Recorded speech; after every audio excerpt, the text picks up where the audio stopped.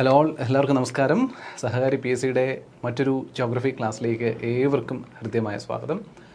ഇന്നത്തെ ക്ലാസ്സിൽ നമ്മൾ ഡിസ്കസ് ചെയ്യാൻ പോകുന്നത് കഴിഞ്ഞ ദിവസം പഠിച്ചിരുന്ന ക്ലൈമറ്റിൻ്റെ കുറച്ച് ഏരിയാസ് പഠിച്ചു പോയിട്ടുണ്ടായിരുന്നു. പ്രഷർ ബെൽറ്റുകളെ പറ്റിയിട്ടൊന്ന് പറഞ്ഞു തുടങ്ങി നമ്മൾ നിർത്തിയിട്ടുണ്ടായി കഴിഞ്ഞ ക്ലാസ്.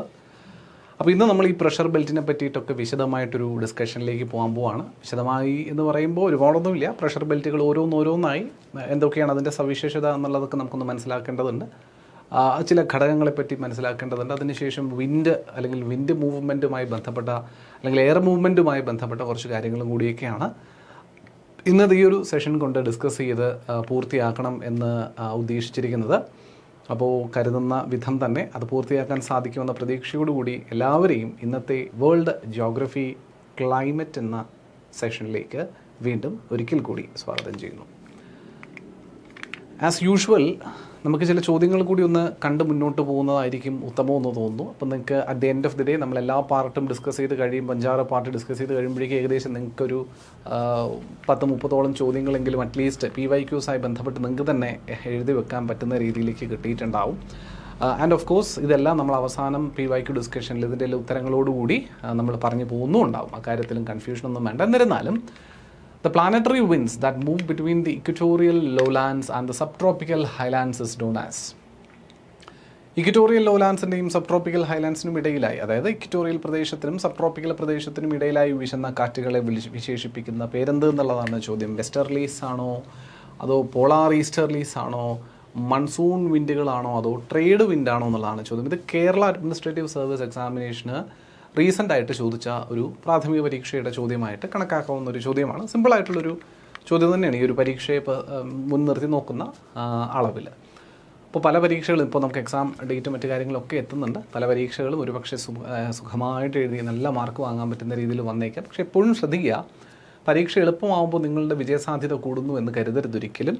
പരീക്ഷ എളുപ്പമാകുമ്പോൾ ഒരുപാട് കുട്ടികൾക്ക് അതുപോലെ തന്നെ എളുപ്പമായിരിക്കും ആ പരീക്ഷ. അതുകൊണ്ട് തന്നെ കട്ട് ഓഫ് വളരെയധികം ഉയരാനുള്ള സാധ്യതയും ഒരുപാട് കുട്ടികൾ അത് ക്ലിയർ ചെയ്യാനുള്ള സാധ്യതയും കൂടുതലാണ്. അതായത് നിങ്ങളുടെ വിജയസാധ്യത ശരിക്കും ക്വസ്റ്റ്യൻ പേപ്പർ ഈസി ആകുന്നതിനനുസരിച്ച് കുറഞ്ഞുകൊണ്ടിരിക്കുന്നത് പോലെയാണ് ശരിക്കും പറയാൻ പറ്റുക. ക്വസ്റ്റ്യൻ പേപ്പർ ടഫ് ആവുന്നിടത്തോളം വളരെയധികം ലോജിക്കലി നിങ്ങളുടെ ബുദ്ധിവൈഭവം ഉപയോഗിച്ചിട്ടൊക്കെ നിങ്ങളൊന്ന് സോൾവ് ചെയ്ത് അറിയാത്ത ചോദ്യങ്ങളാണ് കൂടുതൽ. എന്നാൽ അത് ബുദ്ധി ഉപയോഗിച്ച് സോൾവ് ചെയ്യാൻ പറ്റുന്ന തരത്തിൽ നിങ്ങൾ ഡെവലപ്പായി കഴിഞ്ഞാൽ തീർച്ചയായിട്ടും ടഫായിട്ട് ചോദ്യങ്ങൾ ചോദിക്കുന്നതാണ് ഒരു PSC ഉദ്യോഗാർത്ഥിയെ സംബന്ധിച്ചിടത്തോളം ലിസ്റ്റിൽ ഇടം നേടാനുള്ള സാധ്യത കൂടുതൽ ഉണ്ടാവുക എന്നുള്ളതാണ്. അതാണ് എൻ്റെ ഒരു മനസ്സിലാക്കൽ. ഞാനിതുവരെയുള്ള ഒരു എക്സ്പീരിയൻസിൽ നിന്ന് മനസ്സിലാക്കാൻ സാധിച്ചൊരു കാര്യം അതാണ്. അതുകൊണ്ടാണ് ഞാൻ നിങ്ങളെ ലോജിക്കലി തിങ്ക് ചെയ്യാൻ വേണ്ടിയിട്ടെന്നുള്ള രീതിയിൽ ട്രെയിൻ ചെയ്യാൻ ശ്രമിക്കുന്നത്. റാദർ ദാൻ ഇപ്പോൾ പല ഇൻസ്റ്റിറ്റ്യൂട്ടുകളുടെയും ക്ലാസ്സുകൾ പല കുട്ടികൾക്കും ഇഷ്ടമാണ്. മറ്റു പല ഇൻസ്റ്റിറ്റ്യൂട്ടുകളുടെയും ക്ലാസ്സുകൾ. കാര്യം അവരിങ്ങനെ പറന്ന് പറഞ്ഞിട്ട് പഠിപ്പിച്ച് നിങ്ങളെ കൊണ്ട് കാണാപ്പാഠം പഠിപ്പിക്കുന്ന ഒരു പരിപാടിയുണ്ട്. അപ്പോൾ ചില വസ്തുതകൾ ഫാക്റ്റും മറ്റുമൊക്കെ നമുക്ക് അങ്ങനെ പഠിച്ചേ പറ്റുള്ളൂ. പക്ഷേ ചില വസ്തുതകളെ, പ്രത്യേകിച്ച് ചോദ്യങ്ങളെ, ഡിഗ്രി തല പരീക്ഷകളുടെ ചോദ്യങ്ങളെ എങ്ങനെ അറ്റൻഡ് ചെയ്യാമെന്നതിലേക്കുള്ള ഒരു ട്രെയിനിങ് ആണ് നിങ്ങൾക്ക് അത്യാവശ്യം. കാരണം ടഫസ്റ്റ് എക്സാം വേണം നമ്മൾ പ്രതീക്ഷിക്കാൻ. അത് കിട്ടിയാലാണ് ഏറ്റവും നല്ല സാധ്യത നമുക്കുള്ളൂ. അത് നമുക്ക് ടാക്കിൾ ചെയ്യാൻ പറ്റുന്നവരെയാണ് ഗവൺമെൻറ്റിനും ആവശ്യം എന്നുള്ളതാണ്. സോ അതിന് നിങ്ങളെ കേപ്പബിളാക്കി എടുക്കുക എന്നുള്ളതാണ് എൻ്റെ ശ്രമമെന്ന് പറയുന്നത്. അതിന് വേണ്ടിയിട്ടാണ്. അപ്പോൾ പല കുട്ടികൾക്കും ജിയോഗ്രഫി ടഫായിരിക്കാം. എന്നിരുന്നാലും ഈ ഒരു രീതിയിൽ തന്നെ നിങ്ങൾ പഠിക്കുന്നതാണ് എപ്പോഴും അത്യുത്തമം എന്ന് പറയുന്നത്. ഇന്നല്ലെങ്കിൽ നാളെ നിങ്ങൾക്ക് കിട്ടാൻ പോകുന്ന ടഫായിട്ടുള്ളൊരു ചോദ്യപേപ്പറിനെ നിങ്ങൾക്ക് നേരിടാൻ സാധിക്കണമെങ്കിൽ you have to be actually tough. Okay, ടഫിനെ നേരിടണമെങ്കിൽ നിങ്ങൾ ടഫായിരിക്കണ്ടേ വേണം. നിങ്ങൾ കരുത്തനായാൽ മാത്രമാണ് കരുത്തേറിയ ചോദ്യങ്ങളെ നേരിടാൻ നമുക്ക് പറ്റുള്ളൂ എന്നുള്ളതാണ്. സോ ആ കരുത്തിലേക്ക് നടന്നെടുക്കാനാണ് ഞാൻ നിങ്ങളെ ശ്രമിപ്പിച്ചുകൊണ്ടിരിക്കുന്നത് എന്നുള്ളതാണ്.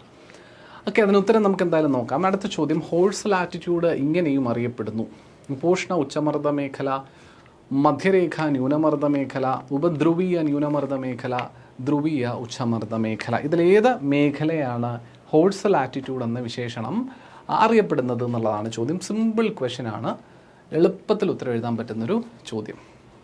മറ്റൊരു ചോദ്യം, which planetary wind blows from the subtropical high pressure belt to the subpolar low pressure belt. സബ്ട്രോപ്പിക്കലിൽ നിന്ന് സബ്പോളാർ ബെൽറ്റിലേക്ക് വീശുന്ന കാറ്റുകളെ വിശേഷിപ്പിക്കുന്ന പേരെന്താണെന്നാണ്. നോർത്ത് ഈസ്റ്റ് ട്രേഡ് വിൻഡ് ആണോ, സൗത്ത് ഈസ്റ്റ് ട്രേഡ് വിൻഡ് ആണോ, വെസ്റ്റർലീസ് ആണോ, ഈസ്റ്റർലീസ് ആണോ എന്നുള്ളതാണ് ചോദ്യം. ഇവിടെ നിങ്ങൾക്ക് അതിൻ്റെ ഉത്തരം മാർക്ക് ചെയ്തിരിക്കുന്നു. എന്നിരുന്നാലും സിമ്പിളായിട്ടുള്ളൊരു ചോദ്യം തന്നെയാണ് കേട്ടോ. ഈ ഒരു വിൻഡിൻ്റെ മൂവ്മെൻറ്റ്, ഇതാണ് നമ്മൾ പഠിക്കുന്ന വിൻഡ് മൂവ്മെൻറ്റ്സ് ഒക്കെ. അതുപോലെ മറ്റൊരു ചോദ്യം, find out the correct statement from the given options. ITCZ എന്ന് പറഞ്ഞാൽ inter tropical convergence zone is a low pressure zone located at the equator എന്നാണ് കിടക്കുന്നത്. അതുപോലെ 2, south east trade winds and north east winds converges at the ITCZ എന്ന് പറയുന്നു. In July, the ITCZ is located around 20 degrees south and 25 degrees south latitude.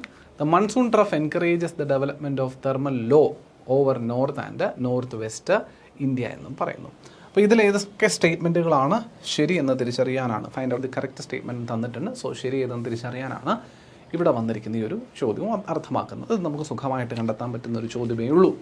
കാര്യങ്ങൾ പഠിച്ചു കഴിഞ്ഞാൽ, ഇവിടെ വസ്തുതാപരമായി കാര്യങ്ങളെ പഠിച്ചു കഴിഞ്ഞാൽ നമുക്ക് സുഖമായിട്ടത് കണ്ടെത്താൻ സാധിക്കും. കാണാണ്ടൊന്നും പഠിക്കണമെന്ന് ഒരു നിർബന്ധമില്ല. അപ്പോൾ ഈ ഇങ്ങനത്തെയൊക്കെ ചോദ്യം വരുമ്പോൾ ഇതിനകത്ത് നമുക്ക് കാണാൻ പാടത്തിൻ്റെ റിക്വയർമെൻറ്റ് നിർബന്ധമില്ല. അപ്പോൾ കാണാണ്ട് ഞാനൊരു സാധനം പഠിച്ചില്ല എങ്കിൽ പോലും എനിക്ക് ഉത്തരം എഴുതാൻ സാധിക്കുന്ന തക്കവണ്ണമുള്ളൊരു ചോദ്യമാണ് ഈ ചോദിച്ചിരിക്കുന്നത്. ഓക്കെ, ശരി.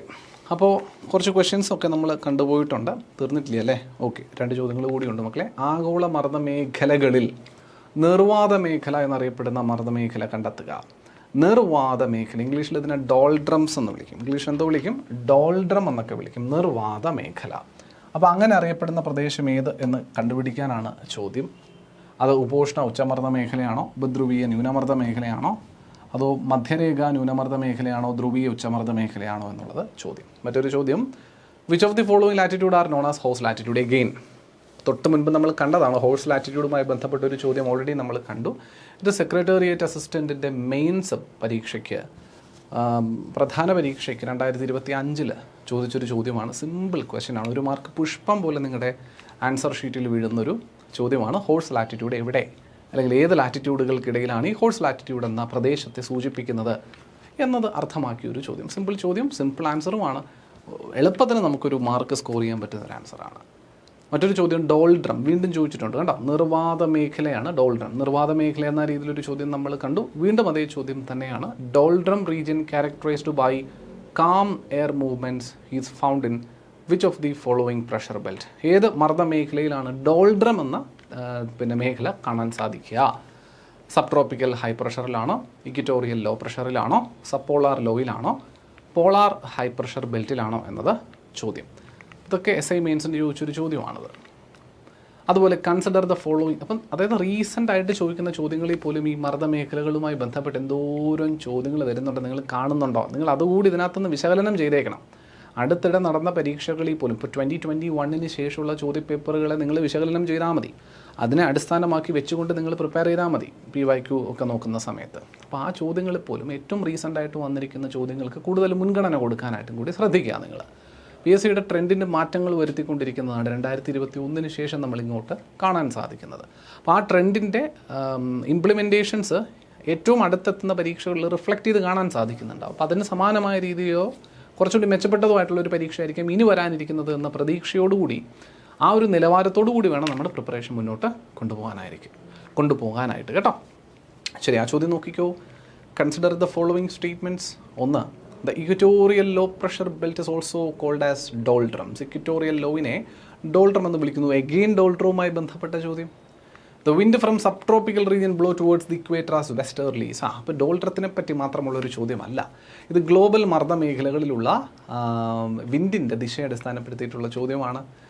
3, the Coriolis effect is caused by the rotation of earth. ഭൂമി ചലിക്കുന്നത് കൊണ്ട് അല്ലെങ്കിൽ ഭ്രമണം ചെയ്യുന്നത് കൊണ്ടാണ് പിന്നെ കൊറിയോലസ് ഇഫക്റ്റ് ഉണ്ടാകുന്നതെന്നാണ് പറയുന്നത്. 4, during a sea breeze wind move from land to sea. Sea breeze എന്ന സാഹചര്യത്തിൽ കരയിൽ നിന്ന് കടലിലേക്കാണ് കാറ്റ് വീശുന്നത്. എപ്പോഴും നമ്മൾ പഠിച്ചിട്ടുള്ളതും പറഞ്ഞിട്ടുള്ളതും വിശദീകരിച്ചിട്ടുള്ളതുമാണ്. കാറ്റിന് എപ്പോഴും പേര് കൊടുക്കുക അത് വരുന്ന ദിശയെ അടിസ്ഥാനപ്പെടുത്തി. വെസ്റ്റർലി വെസ്റ്റിൽ നിന്ന് വരുന്നവൻ, ഈസ്റ്റർലി ഈസ്റ്റിൽ നിന്ന് വരുന്നവൻ, ലാൻഡ് ബ്രീസ് ലാൻഡിൽ നിന്ന് വരുന്നവൻ, സീ ബ്രീസ് ആകട്ടെ സീയിൽ നിന്ന് വരുന്നവനാകണം.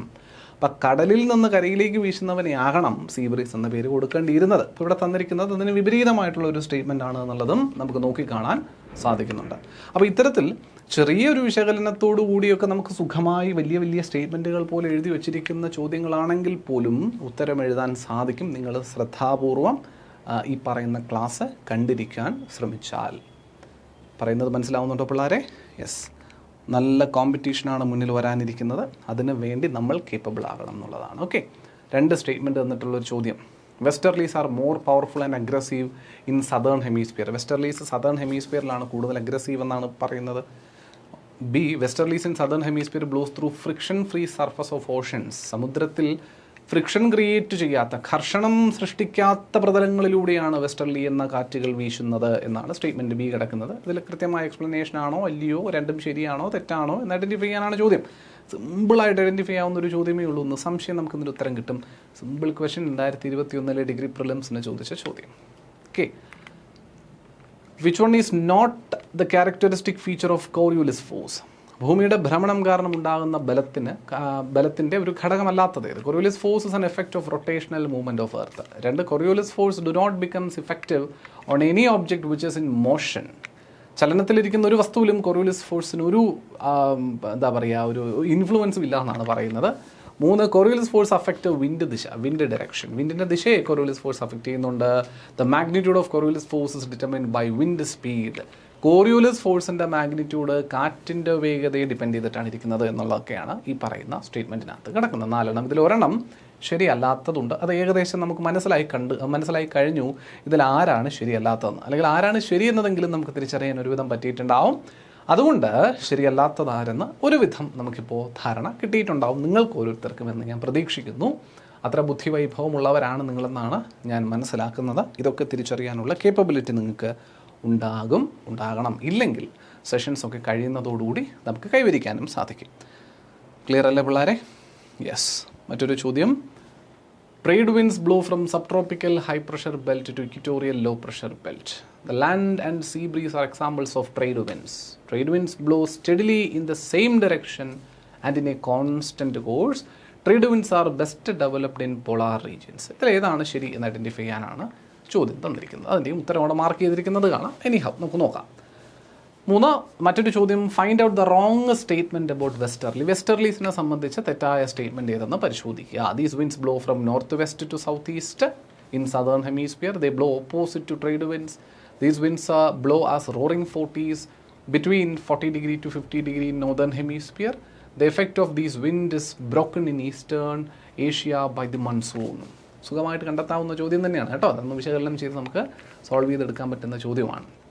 എന്തായാലും കുറേ ചോദ്യങ്ങൾ നമ്മൾ കണ്ടല്ലോ. വെസ്റ്റർലീസ്, ഈസ്റ്റർലീസ്, ഡോൾഡ്രംസ്, നിർവാത മേഖല, sub equatorial low pressure belt, sub polar high pressure belt എന്നൊക്കെ പറഞ്ഞിട്ട്, ലോ പ്രഷർ ബെൽറ്റ്, പിന്നെ sub tropical high pressure belt എന്നൊക്കെ പറഞ്ഞിട്ട് പല പ്രഷർ ബെൽറ്റുകളും അതിൽ നിന്ന് പല കാറ്റിൻ്റെയും അങ്ങോട്ടും ഇങ്ങോട്ടുള്ള ദിശയും അവയുടെ വീശുന്ന ദിശയും അതുപോലെ ആ പറയുന്ന മേഖലകളുടെ ചില ക്യാരക്ടേഴ്സും ഒക്കെയാണ് നമ്മൾ ഈ കണ്ട ചോദ്യങ്ങളിൽ നമുക്ക് കാണാൻ സാധിച്ചത്.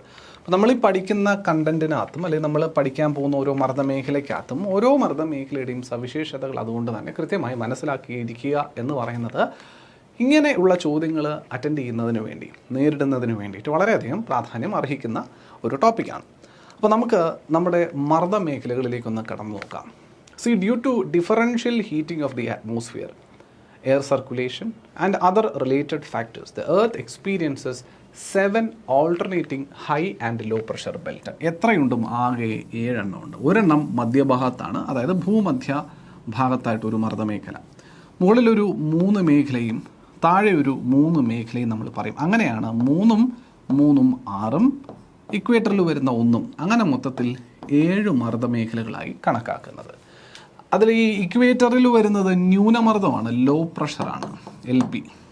അങ്ങനെയാണെങ്കിൽ തൊട്ട് മുകളിൽ വരുന്നവൻ ഹൈ പ്രഷർ ആയിരിക്കും, HP. അതിന് മുകളിൽ വരുന്നവൻ ലോ പ്രഷർ ആയിരിക്കും, അതിന് മുകളിൽ വരുന്നവൻ ഹൈ പ്രഷർ. ഓൾട്ടർനേറ്റ് ആയിട്ടുള്ള, അതാണ് ഈ പറഞ്ഞിരിക്കുന്നത്, experiences 7 alternating high and low pressure belt. Alternating എന്ന് പറഞ്ഞാൽ ഒന്നിടവിട്ടുള്ള ഹൈ പ്രഷർ ലോ പ്രഷർ ബെൽറ്റുകളെ നമുക്ക് കാണാൻ സാധിക്കും എന്നതാണ് സൂചിപ്പിക്കുന്നത്. ക്ലിയർ ആവുന്നുണ്ടോ മക്കളെ? അപ്പോൾ ഏതൊക്കെയാണ് ആ 7 മർദ്ദമേഖലകളെന്നും എന്താണ് അവയുടെ സവിശേഷതകളെന്നുമാണ് നമ്മൾ നോക്കാനായിട്ട് ഇരിക്കുന്നത്. Let me clear this. ഏതൊക്കെയാണെന്ന് നോക്കാം. Apart from the equatorial low pressure belt formed due to the very high temperature caused by direct solar insulation, the other pressure belts include sub tropical high pressure belt, sub polar low pressure belt, polar high pressure belt. ഇതാണ് ഞാൻ നേരത്തെ പടം വരച്ചതിനകത്ത് നിങ്ങളോട് സൂചിപ്പിച്ച കാര്യം. നമ്മുടെ മധ്യഭാഗത്ത്, ഭൂമധ്യ രേഖ വരുന്ന ഭാഗത്ത് ഒരെണ്ണം, മുകളിലേക്ക് ഞാൻ പറഞ്ഞു 3 എണ്ണം, അതുപോലെ താഴേക്കും 3 എണ്ണം എന്ന് പറയും. ഈ ഭൂമധ്യരേഖ മേഖലയിൽ വരുന്നത് ഒരു ലോ പ്രഷർ ബെൽറ്റ് ആണ്. അതിനെയാണ് വിളിക്കുന്ന പേര് ഇക്വറ്റോറിയൽ ലോ പ്രഷർ ബെൽറ്റ്. എന്ത് ബെൽറ്റ് മക്കളെ? ഇക്വറ്റോറിയൽ ലോ പ്രഷർ ബെൽറ്റ് എന്ന് പറഞ്ഞാൽ മലയാളത്തിൽ നമ്മുടെ ഭൂമധ്യരേഖ ന്യൂനമർദ്ദ മേഖല എന്ന് പറയും. ഇത് പറയും ഭൂമധ്യരേഖ ന്യൂനമർദ്ദ മേഖല എന്ന് പറയും ഇക്വറ്റോറിയൽ ലോ പ്രഷർ ബെൽറ്റ്. എന്തുകൊണ്ട് ഇവിടെ ഒരു ലോ പ്രഷർ ബെൽറ്റായി എന്നുള്ളതിൻ്റെ കാരണമാണ് ബ്രാക്കറ്റിൽ എഴുതിയിരിക്കുന്നത് formed due to the very high temperature. കാരണം ഭൂമിയിലെ ഈ മൊത്തം ലാറ്റിറ്റ്യൂഡിനൽ ആസ്പെക്റ്റ് എടുത്ത് പരിശോധിച്ചാൽ അതിൽ ഏറ്റവും അധികം സൂര്യപ്രകാശം ലഭ്യമായി കിട്ടുന്നത്, ഏറ്റവും അധികം താപം റിസീവ് ചെയ്യപ്പെടുന്ന മേഖല എന്നത് ഈ ഇക്വേറ്റർ ആണ് എന്നുള്ളത് നമ്മൾ പഠിച്ചിട്ടുണ്ട്. ആ ഇക്വേറ്ററിലേക്ക് വന്നെത്തുന്ന ഈ സൂര്യപ്രകാശത്തിൻ്റെ ഹീറ്റ് ഉൾക്കൊണ്ടുകൊണ്ട് മോളിക്യൂൾസ് അവിടെ നിന്ന് എക്സ്പാൻഡ് ചെയ്ത് ഉന്നതമായ മീൻസ് ഉപരിഘട്ടങ്ങളിലേക്ക്, അന്തരീക്ഷത്തിൻ്റെ ഉപരിഘട്ടങ്ങളിലേക്ക് എസ്കേപ്പായി പോകുന്നത് കൊണ്ട് convection, the process is called convection. അപ്പോൾ കാര്യമായി കൺവെക്ഷൻ കറൻസ് ഇങ്ങനെ മുകളിലേക്ക് പോകുന്നവ എന്ത് വിളിക്കും? കൺവെക്ഷൻ കറൻസ് എന്ന്. കൺവെക്ഷൻ നടന്ന് ഭൂമധ്യരേഖാ പ്രദേശത്ത് നിന്ന് വായു മുകളിലേക്ക് എസ്കേപ്പായി പോകുന്നത് കൊണ്ട് തന്നെ വായുവിൻ്റെ അഭാവം ഫീൽ ചെയ്തുകൊണ്ടുള്ളൊരു ലോ പ്രഷർ വായു കുറഞ്ഞു, വായുവൊക്കെ അവിടെ നിന്ന് എസ്കേപ്പായി പോയി, അതുകൊണ്ടത് ലോ പ്രഷർ. കാരണം വായുവാണ് പ്രഷർ ക്രിയേറ്റ് ചെയ്യുന്നതെന്ന് കഴിഞ്ഞ ക്ലാസ്സിൽ നമ്മൾ പഠിച്ചു. സോ ഇക്വേറ്ററിൽ എന്ത് ക്രിയേറ്റ് ചെയ്യപ്പെട്ടു? ലോ പ്രഷർ ക്രിയേറ്റ് ചെയ്യപ്പെടുന്നുണ്ട്. അപ്പോൾ ഇക്വേറ്ററിൽ ക്രിയേറ്റ് ചെയ്യപ്പെട്ട ലോ പ്രഷറിൻ്റെ തൊട്ട് മുകളിൽ ഇരുഭാഗങ്ങളിലുമായിട്ട് നോക്കിയാൽ, നോർത്തിലും സൗത്തിലും നോക്കിക്കഴിഞ്ഞാൽ കാണപ്പെടുന്നത് ഹൈ പ്രഷർ ബെൽറ്റാണ്. അത് സബ് ട്രോപ്പിക്കൽ എന്ന് വിളിക്കാം. തൊട്ടടുത്തല്ലേ ഇത് ട്രോപ്പിക്കലാണ്, അപ്പോൾ ഇവൻ സബ് ട്രോപ്പിക്കലാണ്. അപ്പോൾ sub tropical high pressure belt, അതാണ് രണ്ടാമത്തെ മേഖല, sub tropical high pressure belt. അത് നോർത്തിലും ഉണ്ട് സൗത്തിലും ഉണ്ട്. Sub tropical high pressure belt ഇവിടെയുണ്ട് ഹൈ പ്രഷർ ബെൽറ്റ്. ഓക്കെ, നോർത്തിലും സൗത്തിലും വരുന്ന ആദ്യ മേഖലയാണ് sub tropical high pressure belt. ഈ ട്രോപ്പിക്സിൽ നിന്ന് പോകുന്ന അല്ലെങ്കിൽ ഇക്വേറ്റർ ഭൂമധ്യരേഖയിൽ നിന്ന് പോകുന്ന ഉഷ്ണമേഖലയിൽ നിന്ന് ഉയർന്നു പൊങ്ങിപ്പോയ ഈ പറയുന്ന വാതമുണ്ടല്ലോ, എയർ മാസ്, ഇത് ചെന്ന് സംഘം ചെയ്ത് ഇറങ്ങുന്നത് ഈ ഇരുഭാഗങ്ങളിലേക്കാണ്, ഈ രണ്ട് സൈഡിലേക്കും ചെന്ന് ഇറങ്ങുവാണ് ചെയ്യുന്നത്. അങ്ങനെയാണ് അവിടെ ഹൈ പ്രഷർ. അത് നമുക്ക് നോക്കാം, ഡീറ്റെയിൽ ആയിട്ട് എടുക്കുന്ന സമയത്ത് നോക്കാം. അതിന് മുകളിലായിട്ട് വീണ്ടും കാണപ്പെടുന്ന മേഖലയാണ് സബ് പോളാർ റീജിയൻ. അത് നമുക്കുള്ള സബ് പോളാർ റീജിയൻ 60 ഡിഗ്രിയൊക്കെ വരുന്ന ലാറ്റിറ്റ്യൂഡ്, 66 ഡിഗ്രി ലാറ്റിറ്റ്യൂഡൊക്കെ വരുന്ന ഏരിയ സബ് പോളാർ റീജിയൻ. ആ ഭാഗത്ത് അനുഭവപ്പെടുന്നത് ഒരു ലോ പ്രഷറാണ്. ഇതാണ് ആൾട്ടർനേറ്റിംഗ് എന്ന് പറയും അല്ലേ. Low pressure, high pressure, low pressure, high pressure, അതുപോലെ തന്നെ താഴേക്കും വരണം. അപ്പോൾ അതൊരു ലോ പ്രഷർ മേഖല, സബ് പോളാർ ലോ പ്രഷർ മേഖല. ശേഷം ഏറ്റവും മുകളിൽ വരുന്നവനാണ് പോളാർ മേഖല എന്ന് പറഞ്ഞാൽ 90 ഡിഗ്രിക്ക് വരുന്ന പോളാർ മേഖല. അവിടെ ഒരു ഹൈ പ്രഷറുമായിരിക്കും എക്സ്പീരിയൻസ് ചെയ്യുക. അപ്പോൾ പോളാർ ഹൈ പ്രഷർ ബെൽറ്റ് എന്നും പറയാം, പോളാർ ഹൈ പ്രഷർ ബെൽറ്റ് എന്നും പറയാം. ക്ലിയർ ആവുന്നുണ്ടോ? യെസ്. അപ്പോൾ എത്ര എണ്ണം ഉണ്ടെന്ന് അറിയാമല്ലോ. Equatorial low, sub tropical high ഇരുഭാഗങ്ങളിലും, അതുപോലെ സബ് പോളാർ ലോ ഇരുഭാഗങ്ങളിലും, ഏറ്റവും എൻഡിൽ polar high pressure belt, polar high pressure belt, polar high pressure belt. അപ്പോൾ ഇതിനകത്ത് ഹൈ പ്രഷർ ബെൽറ്റിനെ ഓറഞ്ച് കളർ ഉപയോഗിച്ചിട്ടും ലോ പ്രഷർ ബെൽറ്റിനെ പിന്നെ നീല കളർ ഉപയോഗിച്ചിട്ടും മാർക്ക് ചെയ്തിട്ടുണ്ട്. ഇവിടെ ഹൈ പ്രഷർ വരേണ്ടതായിരുന്നു. ഈ ഭാഗമാണ് ഹൈ പ്രഷർ വരുന്നത് കേട്ടോ. പോളാർ റീജിയനാണ് ഹൈ പ്രഷർ വരുന്നത് എന്നുള്ളതുകൊണ്ടാണ് അവിടെ മാർക്കിംഗ് കാണാത്തത്. എന്തായാലും നോക്കാം നമുക്ക്. ഓക്കെ, ഡീറ്റെയിൽസ് ഓരോന്നോരോന്നായിട്ട് നമുക്ക് നോക്കാം. ഇവരുടെ ആദ്യത്തെ ഓരോന്നിലേക്ക് പോകാൻ. These belts are found in both northern as well as southern hemisphere, making A total of 7 pressure belts globally. അത് മുകളിൽ 3, താഴെ 3, നടുക്ക് ഇക്വേറ്ററിൽ 1, അങ്ങനെ മൊത്തത്തിൽ 7 എണ്ണം ഉണ്ട്. 3 pressure belts which are thermal in nature, അത് equatorial low pressure belt and polar high pressure belt, and 4 pressure belts that are dynamic in origin, that is related to the rotation of earth. അതൊന്ന് നോക്കിയിരുന്നോണം കേട്ടോ. ഇപ്പോൾ നമ്മൾ equatorial low pressure belt ഉണ്ടാകുന്നതിൻ്റെ കാരണം എന്തുകൊണ്ടാണെന്ന് നമ്മൾ just ഒന്ന് സൂചിപ്പിച്ചു. നമ്മുടെ ഇക്വറ്റോറിയൽ റീജിയനിൽ വീശുന്ന അല്ലെങ്കിൽ കിട്ടുന്ന ഒരു പരിധിയിൽ കൂടുതലായി കിട്ടുന്ന ചൂട്, താപം അവിടെയുള്ള എയർ മോളിക്യൂൾസിനെ എക്സ്പാൻഡ് ചെയ്ത് മുകളിലേക്ക് വിടുന്നത് കൊണ്ടാണ് അത് ലോ പ്രഷർ മേഖലയായി ക്രിയേറ്റ് ചെയ്യപ്പെട്ടെന്ന് നമ്മൾ പറഞ്ഞുവല്ലോ. എവിടെ? ഇക്വറ്റോറിയൽ ലോ പ്രഷർ ബെൽറ്റ് എന്ന് പറയുന്ന റീജിയനിൽ. അപ്പോൾ ഇങ്ങനെ ടെമ്പറേച്ചറിൻ്റെ ഇൻഫ്ലുവൻസിൽ ലോ പ്രഷറും ഹൈ പ്രഷറും ക്രിയേറ്റ് ചെയ്യും. ഇപ്പോൾ തണുപ്പുള്ള സ്ഥലമാണെന്നുണ്ടെങ്കിൽ സ്വാഭാവികമായിട്ടും എയർ ഡെൻസിറ്റി അവിടെ കൂടുതലായിരിക്കും, അവിടെ ഹൈ പ്രഷർ ആയിരിക്കും. ചൂടുള്ള സ്ഥലമാണെങ്കിൽ എയർ ഡെൻസിറ്റി അവിടെ കുറവായിരിക്കും, അവിടെ ലോ പ്രഷറും ആയിരിക്കുമല്ലോ.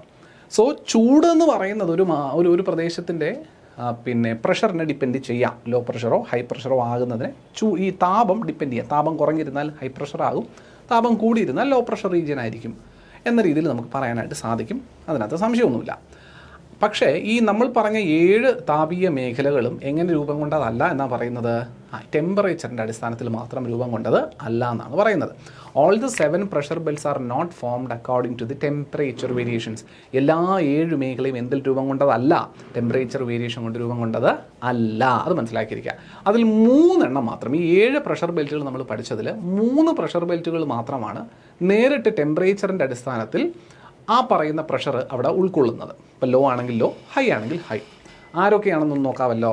3 പേര് ആരൊക്കെയാണ് മക്കളെ? 3 പ്രഷർ ബെൽറ്റുകൾ ഇവിടെ എഴുതിയിട്ടുണ്ട്. 3 pressure belts are which are thermal in nature. അതായത് അവർ തെർമലി ഇൻഡ്യൂസ്ഡ് പ്രഷർ ബെൽറ്റ് എന്ന് വിളിക്കും. നമ്മൾ ഇത് വിളിക്കും thermally induced pressure belt, thermally induced pressure belt എന്ന് വിളിക്കും. ഓക്കെ, അങ്ങനെയുള്ള എത്ര ബെൽറ്റുകളാണ് ഉള്ളത്? 3 ബെൽറ്റുകളാണ് ഉള്ളത്. ഏതൊക്കെയാണ്? ഒന്ന് നമ്മുടെ ഇക്വറ്റോറിയൽ ലോ പ്രഷർ ബെൽറ്റ്, ഭൂമധ്യരേഖ ന്യൂനമർദ്ദ മേഖല. ശരിയാണ്, നമ്മൾ ആദ്യമേ അത് പറഞ്ഞതായിരുന്നു, നേരത്തെ ചൂടടിച്ച് എസ്കേപ്പ് ആയിപ്പോയി. 2 പോളാർ ഹൈ പ്രഷർ ബെൽറ്റാണ്. അപ്പോൾ ചോദിക്കും, നിങ്ങൾ 2 എണ്ണം അല്ലേ ഉള്ളൂ? Polar high pressure belt northern ഹെമിസ്ഫിയറിലും ഉണ്ട്, സതേൺ ഹെമിസ്ഫിയറിലും ഉണ്ട്. അങ്ങനെയാണ് മൊത്തത്തിൽ എത്രയായത്? 3 ആയത്. പിടികിട്ടുന്നുണ്ടോ മക്കളെ? അപ്പോൾ തെർമലി ഇൻഡ്യൂസ്ഡ് ആയിട്ടുള്ള പ്രഷർ ബെൽറ്റുകൾ എത്ര എണ്ണമാണുള്ളത്? 3 എണ്ണമാണുള്ളതെന്ന് പഠിച്ചിരിക്കുക. ഏതൊക്കെയാണ്? ഭൂമധ്യരേഖ ന്യൂനമർദ്ദ മേഖല, ഇക്വറ്റോറിയൽ ലോ പ്രഷർ ബെൽറ്റ്, അതുപോലെ ധ്രുവീയ ഉച്ചമർദ്ദ മേഖല, പോളാർ ഹൈ പ്രഷർ ബെൽറ്റുകൾ നോർത്തിലും സൗത്തിലും. അങ്ങനെ 1, 2, 3 പ്രഷർ ബെൽറ്റുകൾ out of the 7 are reduced by thermal excitation. അവർ താപത്തിൻ്റെതായ വ്യത്യാസങ്ങൾ കാരണം ഈ മർദ്ദം എക്സ്പീരിയൻസ് ചെയ്യുന്നവരാണ്. ബാക്കി വരുന്ന 3 പോയാൽ 7 ബാക്കി എത്രയുണ്ട്? 4 പേരുണ്ട്. ബാക്കി 4 പേരും ഈ ഭൂമിയുടെ ഡൈനാമിക്സ് കാരണം രൂപീകൃതമായിട്ടുള്ള മർദ്ദമേഖലയാണ്. ഇപ്പോൾ ഭൂമിയുടെ റൊട്ടേഷനും മറ്റുമൊക്കെ ഇല്ലേ, അപ്പോൾ അതൊക്കെ കാരണം ഉണ്ടായിരിക്കുന്നതാണ് മറ്റ് 4 മേഖലകൾ, വടക്കുള്ള 2ഉം തെക്കുള്ള 2ഉം. അതായത് ഒന്ന് ഏതൊക്കെയാ? സബ് ട്രോപ്പിക്കൽ ഹൈ പ്രഷറും സബ് പോളാർ ലോ പ്രഷറും, വടക്കുള്ളതും തെക്കുള്ളതും. ഓക്കെ, അപ്പോൾ ചോദ്യം വരാം. Sub polar low pressure belt is created due to thermal actions. True or false? False. Not thermal. പിടികിട്ടുന്നുണ്ടോ? അത് ഡൈനാമിക് ഇൻഡക്ഷനാണ്, അല്ലെങ്കിൽ ഡൈനാമിക്കലി ഇൻഡ്യൂസ് ചെയ്യപ്പെട്ടിരിക്കുന്നതാണ് സബ് പോളാർ ലോ. അതുപോലെ സബ് ട്രോപ്പിക്കൽ ഹൈ ചോദിക്കാം. സബ് ട്രോപ്പിക്കൽ ഹൈ, അതിപ്പോൾ വടക്കായാലും ശരി തെക്കായാലും ശരി, സബ് ട്രോപ്പിക്കൽ ഹൈ അല്ലേ? കാരണം ഇത് 2 സൈഡിലുണ്ടല്ലോ. ഇത് ഇക്വേറ്റർ, ഇത് സബ് ട്രോപ്പിക്കൽ ഹൈ ആണ്. സബ് ട്രോപ്പിക്കൽ ഹൈ പ്രഷറാണ് നോർത്തിലുള്ളത്. അതേപോലെ താഴെയുണ്ട് സബ് ട്രോപ്പിക്കൽ ഹൈ പ്രഷർ, താഴെയുണ്ടല്ലോ സൗത്തിലുണ്ട്. അതുപോലെയാണ് ഇവിടെ സബ് പോളാർ ലോ പ്രഷർ ഇവിടെയുണ്ട്, സബ് പോളാർ ലോ പ്രഷർ. ഇത്രയുമാണ് മെക്കാനിക്കലി ഇൻഡ്യൂസ്ഡ്, അല്ലെങ്കിൽ എന്താ പറയുക, ഡൈനാമിക്കലി ഇൻഡ്യൂസ്ഡ് ആയിട്ട് പറയുന്ന പ്രഷർ ബെൽറ്റുകൾ എന്ന് പറയുന്നത്. പിടികിട്ടുന്നുണ്ടോ മക്കളെ? പിടികിട്ടുന്നുണ്ടോ കരുതുന്നു. അപ്പോൾ അതും എങ്ങനെ ഇൻഡ്യൂസ്ഡ്? ഡൈനാമിക്കലി ഇൻഡ്യൂസ്ഡ് ആണെന്ന് പറഞ്ഞാൽ sub tropical high pressure belt is dynamically induced. True or false? True, absolutely true. It is dynamically induced. Okay, അതുപോലെ തന്നെ സബ് ട്രോപ്പിക്കലും സബ് പോളാറും, ഇത് 2ഉം സബ് വരുന്ന 2ഉം, ആകെ സബ് വരുന്നവന്മാരിൽ മാത്രമല്ലേ ഉള്ളൂ. അപ്പോൾ സബ് വരുന്ന പഠിച്ചു വയ്ക്കാൻ എളുപ്പമുണ്ട്. മറ്റത് ഇക്വറ്റോറിയൽ പോളാറുമാണ്. അതിൽ 2ലും സബ് എന്ന പ്രയോഗം വരുന്നില്ല. അപ്പോൾ ഇതിനകത്താണ് സബ് ട്രോപ്പിക്കലും സബ് പോളാറും. അപ്പോൾ സബ് വരുന്ന എല്ലാം തെർമലി ഇൻഡ്യൂസ്ഡ് അല്ല, ഡൈനാമിക്കലി ഇൻഡ്യൂസ്ഡ് ആണെന്ന് പഠിച്ചിരിക്കാം. ക്ലിയർ ആണോ? സെറ്റ്. നോക്കാം നമുക്ക് അടുത്ത കാര്യം. List of 7 pressure belts. 1 equatorial low pressure belt. ഇപ്പോൾ പൊതുവേ നമ്മൾ പറയാറുള്ളത് ഇക്വറ്റോറിയൽ ലോ പ്രഷർ ബെൽറ്റ് തന്നെയാണ്. ITCSD എന്നാണ്. എന്താണ് ITCSD? Inter tropical convergence zone. അതാണ് ITCZ എന്ന് പറയുന്നത്, inter tropical convergence zone. Inter tropical convergence zone, അതായത് ഇരുഭാഗങ്ങളിൽ നിന്നും, ഇപ്പോൾ ഭൂമിയുടെ ഇക്വേറ്ററിൻ്റെ മുകളിൽ നോർത്തേൺ ഭാഗത്തുനിന്നും സതേൺ ഭാഗത്തുനിന്നും ഒക്കെ കാറ്റ് വന്ന് കൺവേർജ് ചെയ്യപ്പെടുന്ന മേഖലയാണ് നമ്മൾ ഇന്റർ ട്രോപ്പിക്കൽ കൺവേർജൻസ് സോൺ എന്ന് വിളിക്കുന്നത്. അത് പൊതുവെ ഭൂമധ്യരേഖയോടടുത്ത് നിൽക്കുന്ന സ്ഥലത്ത് തന്നെ ആയിരിക്കും. അപ്പോൾ അതുകൊണ്ട് നമുക്ക് വേണമെങ്കിൽ ഭൂമധ്യരേഖ ന്യൂനമർദ്ദ മേഖല എന്തെന്ന് വിശേഷിപ്പിക്കാം? ഇന്റർ ട്രോപ്പിക്കൽ കൺവേർജൻസ് സോൺ എന്ന് വിശേഷിപ്പിക്കാം. പക്ഷേ ഇത് ഫിക്സഡ് ആണെന്ന് എങ്ങാനും കണ്ടു കഴിഞ്ഞാൽ തെറ്റാണ്. It is not fixed. അതൊന്ന് മനസ്സിലാക്കിയിരുന്നോണം കേട്ടോ. ഇന്റർ ട്രോപ്പിക്കൽ കൺവെർജൻസ്, നമ്മൾ ഇക്വേറ്റർ എന്ന് പറയുന്നത് ഫിക്സഡ് ആണല്ലോ. 0 ഡിഗ്രി ലാറ്റിറ്റ്യൂഡിനെയാണ് നമ്മൾ ഇക്വേറ്റർ എന്ന് വിളിക്കുക. ആ ഇക്വറ്റോറിയൽ റീജിയനെയാണ് നമ്മൾ ITCZ എന്ന് വിശേഷിപ്പിക്കുന്നതെന്ന് പറയുമ്പോൾ പൊതുവേ കുട്ടികൾ കരുതുക, ഓക്കെ ഇക്വേറ്റർ ഷിഫ്റ്റ് ഇല്ലാത്തതാണ്, ഇക്വേറ്റർ എന്ന് പറഞ്ഞാൽ 0 ഡിഗ്രിയാണ്, അപ്പോൾ ITCZ എപ്പോഴും 0-യിലായിരിക്കുമെന്ന് കരുതുമെങ്കിൽ അത് തെറ്റാണ്. ഈ കൺവേർജൻസ് സൂര്യൻ്റെ മൂവ്മെൻറ്റിനെ അടിസ്ഥാനപ്പെടുത്തിക്കൊണ്ടിരിക്കും. ഇപ്പോൾ സൂര്യൻ ഒരു പക്ഷേ ചില സാഹചര്യം, ഇപ്പോൾ നോർത്തേൺ ഹെമിസ്ഫിയറിൽ സമ്മർ അനുഭവപ്പെടുന്ന സമയത്ത് സൂര്യൻ ഒരല്പം വടക്കോട്ട് ഷിഫ്റ്റ് ചെയ്യും. അപ്പോൾ ഈ സമയത്ത് സൂര്യൻ്റെ ചൂട് കിട്ടുന്നത് കറക്റ്റ് 0 ഡിഗ്രിക്ക് കുറച്ച് മുകളിലായിരിക്കും കൂടുതൽ ചൂട് കിട്ടുക. അപ്പോൾ കൺവേർജൻസ് സോൺ ഒരല്പം വടക്കോട്ട് ഷിഫ്റ്റ് ചെയ്യപ്പെടും. അതുപോലെ സൂര്യൻ മറ്റൊരു സീസണിൽ വിൻ്റർ സീസൺ ആവുന്ന സമയത്ത് സദേൺ ഹെമിസ്ഫിയറിലേക്ക് മൂവ് ചെയ്യുന്നുണ്ടാവും. ആ സമയത്ത് നോക്കുമ്പോൾ സൂര്യപ്രകാശം കൂടുതൽ റിസീവ് ചെയ്യുക കറക്റ്റ് 0 ഡിഗ്രിയിലായിരിക്കില്ല, അതിൻ്റെ കുറച്ച് താഴെ ആയിരിക്കും, മനസ്സിലായോ, കുറച്ച് സൗത്ത് വേർഡ് ആയിരിക്കും. അപ്പോൾ ആ സമയത്ത് ഇൻ്റർ ട്രോപ്പിക്കൽ കൺവേർജൻസ് സോൺ എന്ന് പറയുന്ന ഏറ്റവും കുറവ് മർദ്ദം അനുഭവപ്പെടുന്ന സ്ഥലം ഒരല്പം സൗത്ത് വേർഡ് ഷിഫ്റ്റഡ് ആയിരിക്കും. മനസ്സിലാവുന്നുണ്ടോ? അപ്പോൾ സൂര്യൻ്റെ അപ്പാരൻ്റ് മൂവ്മെൻറ്റ് അടിസ്ഥാനപ്പെടുത്തിക്കൊണ്ട് നമ്മുടെ ഈ ഇൻ്റർ ട്രോപ്പിക്കൽ കൺവേർജൻസ് സോൺ എന്ന് പറയുന്ന മേഖലയ്ക്കും വ്യത്യാസങ്ങൾ ഉണ്ടാവും. ചെറുതായിട്ട് അവൻ വടക്കോട്ടും ചെറുതായിട്ട് അവൻ തെക്കോട്ടുമുള്ള ഷിഫ്റ്റ് കാണിച്ചുകൊണ്ടേയിരിക്കും എന്നുള്ളതാണ്. എന്നാൽ അതിൻ്റെ രണ്ടിൻ്റെയും ആവറേജ് ആയിട്ട് പറയാൻ പറ്റുന്നത് തീർച്ചയായിട്ടും നമ്മുടെ ഇക്വറ്റോറിയൽ റീജിയൻ തന്നെയാണ്. അതുകൊണ്ടാണ് നമ്മൾ പൊതുവെ ഇൻ്റർ ട്രോപ്പിക്കൽ കൺവേർജൻസ് സോൺ എന്ന് പറയുന്നത് ഇക്വറ്റോറിയൽ റീജിയനിലാണ്, അല്ലെങ്കിൽ ഇക്വറ്റോറിയൽ ലോ പ്രഷർ ആണെന്ന് തന്നെ പറയുന്നത്. അത് മാത്രമല്ല, ഈ സൂര്യന് ഷിഫ്റ്റ് ചെയ്യുന്ന അനുസരിച്ചാണ് ഈ ഇക്വറ്റോറിയൽ ലോ പ്രഷറിൽ ഉണ്ടാകുന്ന മാറ്റവും. സോ എസെൻഷ്യലി ITCZ എന്ന് പറയുന്നത് ഇക്വറ്റോറിയൽ ലോ പ്രഷറായിട്ട് തന്നെ എനിക്ക് പറയാം. അത് 0 ഡിഗ്രി തന്നെ ആവണം നിർബന്ധമില്ല എന്നേ ഉള്ളൂ. 0 ഡിഗ്രിയിൽ നിന്ന് കുറച്ച് മുകളിലോട്ട് പോയിട്ടാണ് ആ ലോ പ്രഷർ ക്രിയേറ്റ് ആവുന്നതെങ്കിൽ നമ്മുടെ ഇക്വറ്റോറിയൽ ലോ പ്രഷർ ബെൽറ്റ് ആ 0 ഡിഗ്രി കുറച്ച് മുകളിൽ വരുന്ന ഏരിയ ആയിരിക്കും, which is the inter tropical convergence zone. അപ്പോൾ ഏറ്റവും കൂടുതൽ ലോ പ്രഷർ ഫേസ് ചെയ്യുന്നത് എവിടെയാണോ അവിടെയായിരിക്കും ഈ കൺവേർജൻസ് സോൺ ഉണ്ടാവുക എന്നുള്ളത് മനസ്സിലാക്കിയിരുന്നാൽ മതി കേട്ടോ. ഏറ്റവും കൂടുതൽ ചൂട് കിട്ടുന്നിടത്തായിരിക്കും ഏറ്റവും കുറവ് മർദ്ദം അനുഭവപ്പെടുക ഈ ഭാഗങ്ങളിൽ എന്നുള്ളതാണ്. അപ്പോൾ അവിടെയായിരിക്കും ITCZ വരിക. അപ്പോൾ ഈ ഇക്വറ്റോറിയൽ ലോ പ്രഷർ ബെൽറ്റ് അല്ലെങ്കിൽ ITCZന് എന്ത് സംഭവിക്കുന്നുണ്ടെന്ന് പറയാം. അങ്ങോട്ടും ഇങ്ങോട്ടും ചെറിയ ഷിഫ്റ്റ് സൂര്യൻ്റെ മൂവ്മെൻറ്റ് അടിസ്ഥാനപ്പെടുത്തിക്കൊണ്ട് ഉണ്ടാകാറുണ്ട് എന്നുള്ളത് ഒന്ന് മനസ്സിലാക്കിയിരുന്നേക്കാം നിങ്ങൾ. ക്ലിയർ അല്ലേ? ഇതൊന്ന് ക്ലിയർ ചെയ്തിട്ട് അടുത്ത് എഴുതിയിരിക്കുന്നത് എന്താണെന്ന് നോക്കാം. രണ്ടാമത്തെ ആൾ sub tropical high pressure belt. ഒരു 30 ഡിഗ്രി ലാറ്റിറ്റ്യൂഡ് റേഞ്ചിൽ നോർത്തിലും സൗത്തിലും വരുന്നതാണ് നമ്മുടെ sub tropical high pressure belt എന്ന് പറയുക. അതുപോലെ sub tropical high pressure belt southern ഹെമിസ്ഫിയറിലും ഉണ്ട്. അതുപോലെ sub polar low pressure belt നോർത്തിലും സൗത്തിലും ഉണ്ട്, അബൌട്ട് 60 ഡിഗ്രി ലാറ്റിറ്റ്യൂഡിൽ വരും. അതുപോലെ തന്നെ sub polar low pressure belt southern ഹെമിസ്ഫിയറിലും വരുന്നുണ്ട് 60 ഡിഗ്രിയിൽ. പിന്നുള്ളത് പോളാറാണ്, 90 ഡിഗ്രി മുകളിലും 90 ഡിഗ്രി താഴെ വരെ. 90 ഡിഗ്രി നോർത്തേൺ ഹെമിസ്ഫിയറിലും 90 ഡിഗ്രി സദേൺ ഹെമിസ്ഫിയറിലുമായിട്ട് എക്സ്പീരിയൻസ് ചെയ്യുന്നതാണ് പോളാർ ഹൈ പ്രഷർ ബെൽറ്റുകളെന്ന് പറയുന്നത്. അപ്പോൾ ഇപ്പോൾ നിങ്ങൾക്ക് നിലവിൽ ഈ 7 മർദ്ദ മേഖലകളുടെ പേര് വളരെ വ്യക്തമാണ് എന്നാണ് കരുതുന്നത്. Equatorial low, sub tropical high, sub polar low, polar high. ഇത് 2 ഭാഗങ്ങളിലുമായിട്ട് ഉണ്ടാകും. അപ്പോൾ ഇത്രയും പേര് നിങ്ങൾ പഠിച്ചു, 4 പേര് പഠിക്കേണ്ടതുള്ളൂ കേട്ടോ. റൈറ്റ്, ക്ലിയർ ആണല്ലോ? ഓരോന്നോരോന്നായിട്ട് നോക്കാമോ? ഓരോന്നായിട്ട് നമുക്കൊന്ന് പഠിക്കാനായിട്ട് ശ്രമിക്കാം. ആദ്യത്തെ ആൾ ഇക്വറ്റോറിയൽ ലോ പ്രഷർ ബെൽറ്റ്, ഭൂമധ്യരേഖ ന്യൂനമർദ്ദ മേഖല. ഓൾറെഡി നമ്മൾ ഇതേപ്പറ്റി വിശദീകരണം തന്നു കഴിഞ്ഞതാണ്. The equatorial region experiences vertical insolation almost all over the year. Hence, the temperature will be very high in this zone all throughout the year. And the air expands due to the sun's heat and rises up on a massive scale. This heats the air above the equatorial region and result in the creation of a low pressure zone that extend approximately from 5 degree north to 5 degree south. 5 എന്നുള്ളത് ചിലപ്പോൾ ഒരു 10 degree വരെയൊക്കെ പോകാറുണ്ട്. നമ്മളങ്ങനെ പറയും, ഒരു 10 degree north മുതൽ ഒരു 10 ഡിഗ്രി സൗത്ത് വരെ വരുന്ന റീജിയനുകളിൽ എന്ത് ക്രിയേറ്റ് ചെയ്യപ്പെടുന്നു? ഒരു ന്യൂനമർദ്ദ മേഖല ക്രിയേറ്റ് ചെയ്യുന്നു. ടു ബി വെരി പ്രിസൈസ് അതൊരു 5 ഡിഗ്രിക്കിടയിലായിട്ട് നിൽക്കും എന്നുള്ളതാണ് കേട്ടോ. ടു ബി വെരി പ്രിസൈസ് അതൊരു 5 ഡിഗ്രിക്കിടയിലായിട്ട് നിൽക്കും. അതായത് നമ്മൾ ഈ ഗ്ലോബ് വരച്ചു കഴിഞ്ഞാൽ ഇത് ഇക്വേറ്ററാണ് 0 എങ്കിൽ അതിൻ്റെ മുകളിലൊരു 5 ഡിഗ്രി നോർത്ത്, താഴെ ഒരു 5 ഡിഗ്രി സൗത്ത്. 5 ഡിഗ്രി തന്നെ വേണമെന്നില്ല, ഞാൻ പറഞ്ഞല്ലോ 10 ഡിഗ്രി വരെ പോവും. എന്നാലും ഇത്രയും റീജിയൻ എന്ന് പറയുന്നത് എന്തായിരിക്കും ഇവിടെ? ഇതാണ് ഇക്വറ്റോറിയൽ ലോ പ്രഷർ ബെൽറ്റ്. ഇതായിരിക്കും equatorial low pressure belt. And most probably ഇവിടെ തന്നെയായിരിക്കും എന്തുണ്ടാവുക? ITCZ, നമ്മുടെ ഇൻ്റർ ട്രോപ്പിക്കൽ കൺവേർജൻസ് സോൺ. കാരണം ഇരു ഭാഗങ്ങളിൽ നിന്നുള്ള വിൻഡ് വന്ന് കൺവേർജ് ചെയ്യുന്ന സോണും ഇത് തന്നെയായിരിക്കും. ബിക്കോസ് വളരെയധികം പ്രഷർ കുറവല്ലേ. അപ്പോൾ പ്രഷർ വളരെയധികം കുറവായതുകൊണ്ട് തന്നെ, അതുകൊണ്ട് ലോ പ്രഷർ നമ്മൾ വിളിച്ചില്ലേ. അപ്പോൾ ഇവിടെ പ്രഷർ ഭയങ്കര കുറവാണ്. അപ്പോൾ ഇവിടെ പ്രഷർ കുറവായതുകൊണ്ട് ചുറ്റുമുള്ള ഈ 2 ലാറ്റിറ്റ്യൂഡിയൽ റേഞ്ചിൽ നിന്നും കാറ്റ് അങ്ങോട്ടേക്ക് വീശും, എയർ അങ്ങോട്ടേക്ക് ഫ്ലോ ചെയ്യും. നമുക്കറിയാമല്ലോ എയർ ഫ്ലോ ചെയ്യുന്നത് എവിടെ നിന്ന് എങ്ങോട്ടേക്കാണ്? ഹൈ പ്രഷറിൽ നിന്ന് ലോ പ്രഷറിലേക്കാണ് കാറ്റ് അല്ലെങ്കിൽ എയർ ഫ്ലോ ചെയ്യുക. സോ ഈ പറയുന്ന ഇക്വറ്റോറിയൽ ലോ പ്രഷർ ബെൽറ്റ് എന്ന് പറയുന്നത്, since it is a low pressure region, അതൊരു ലോ പ്രഷർ റീജിയൻ ആയതുകൊണ്ട് മുകളിൽ കുറച്ച് വടക്കുന്നുള്ളയും തെക്കുന്നുള്ള ഭാഗങ്ങളിലെ എയർ സ്വാഭാവികമായിട്ട് എങ്ങോട്ടേക്ക് വന്ന് കൺവേർജ് ചെയ്യും, എങ്ങോട്ടേക്ക് വീശും, ഈ പറയുന്ന ലോ പ്രഷർ റീജിയനിലേക്ക് വീശും. അതുകൊണ്ടാണ് ഇതിനെ ഈ ഭാഗങ്ങളിൽ നിന്നുള്ള കാറ്റെല്ലാം വന്ന് കൺവേർജ് ചെയ്യുന്നത്. രണ്ട് സ്ഥലത്തുനിന്നും വന്ന് ഇവിടെ കൂടിച്ചേരുകയല്ലേ ചെയ്യുന്നത്. മുകളിൽ നോർത്തേൺ ഹെമിസ്ഫിയറിൽ നിന്നും വരുന്നു, സദേൺ ഹെമിസ്ഫിയറിൽ നിന്നും വരുന്നു, രണ്ടും കൂടെ വന്ന് ഇവിടെ വെച്ച് കൂടിച്ചേരുവാണ് ചെയ്യുക. അതുകൊണ്ടാണ് ഇതിനെ കൺവേർജ് ചെയ്യുന്ന സ്ഥലം. കൺവേർജ് എന്ന് പറഞ്ഞാൽ കൂടിച്ചേരൽ. അതുകൊണ്ടാണ് ഇതിന് കൺവേർജൻസ് സോൺ എന്ന് വിളിക്കുന്നത്. കൺവേർജ് ചെയ്യുന്ന പ്രദേശം എന്ന രീതിയിൽ വിശേഷിപ്പിക്കുന്നത്. ക്ലിയർ ആണോ? Set. This region experiences very little horizontal movement of air. അപ്പോൾ ഇവിടെ ഒരു കാര്യം കൂടി ശ്രദ്ധിച്ചിരിക്കണം. ഈ സ്റ്റേറ്റ്മെൻറ്റ് പല കുട്ടികൾക്കും കൺഫ്യൂഷനാണ്. ഞാൻ പറഞ്ഞുതരാം. അതായത് ഇപ്പോൾ ഇത് ഇക്വേറ്റർ, അതിൻ്റെ മുകളിലത്തെയും താഴത്തെയും റീജിയൻ ഞാൻ മാർക്ക് ചെയ്തു. അപ്പോൾ ഇതാണ് നമ്മുടെ ഇക്വറ്റോറിയൽ ലോ പ്രഷർ ബെൽറ്റ് എന്ന് പറയുന്നത്.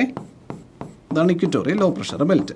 അപ്പോൾ മുകളിൽ നിന്നും താഴേക്കും വിൻഡിൻ്റെ ഫ്ലോ ഇങ്ങനെ നടക്കുന്നു എന്ന് ഞാൻ പറഞ്ഞല്ലോ. ശരി, വിൻഡിന് ഇങ്ങോട്ട് കൺവേർജ് ചെയ്യുന്നു ഞാൻ പറഞ്ഞു. അതുകൊണ്ടാണ് ഇതിന് ITCs എന്ന് വിളിക്കുന്നത്.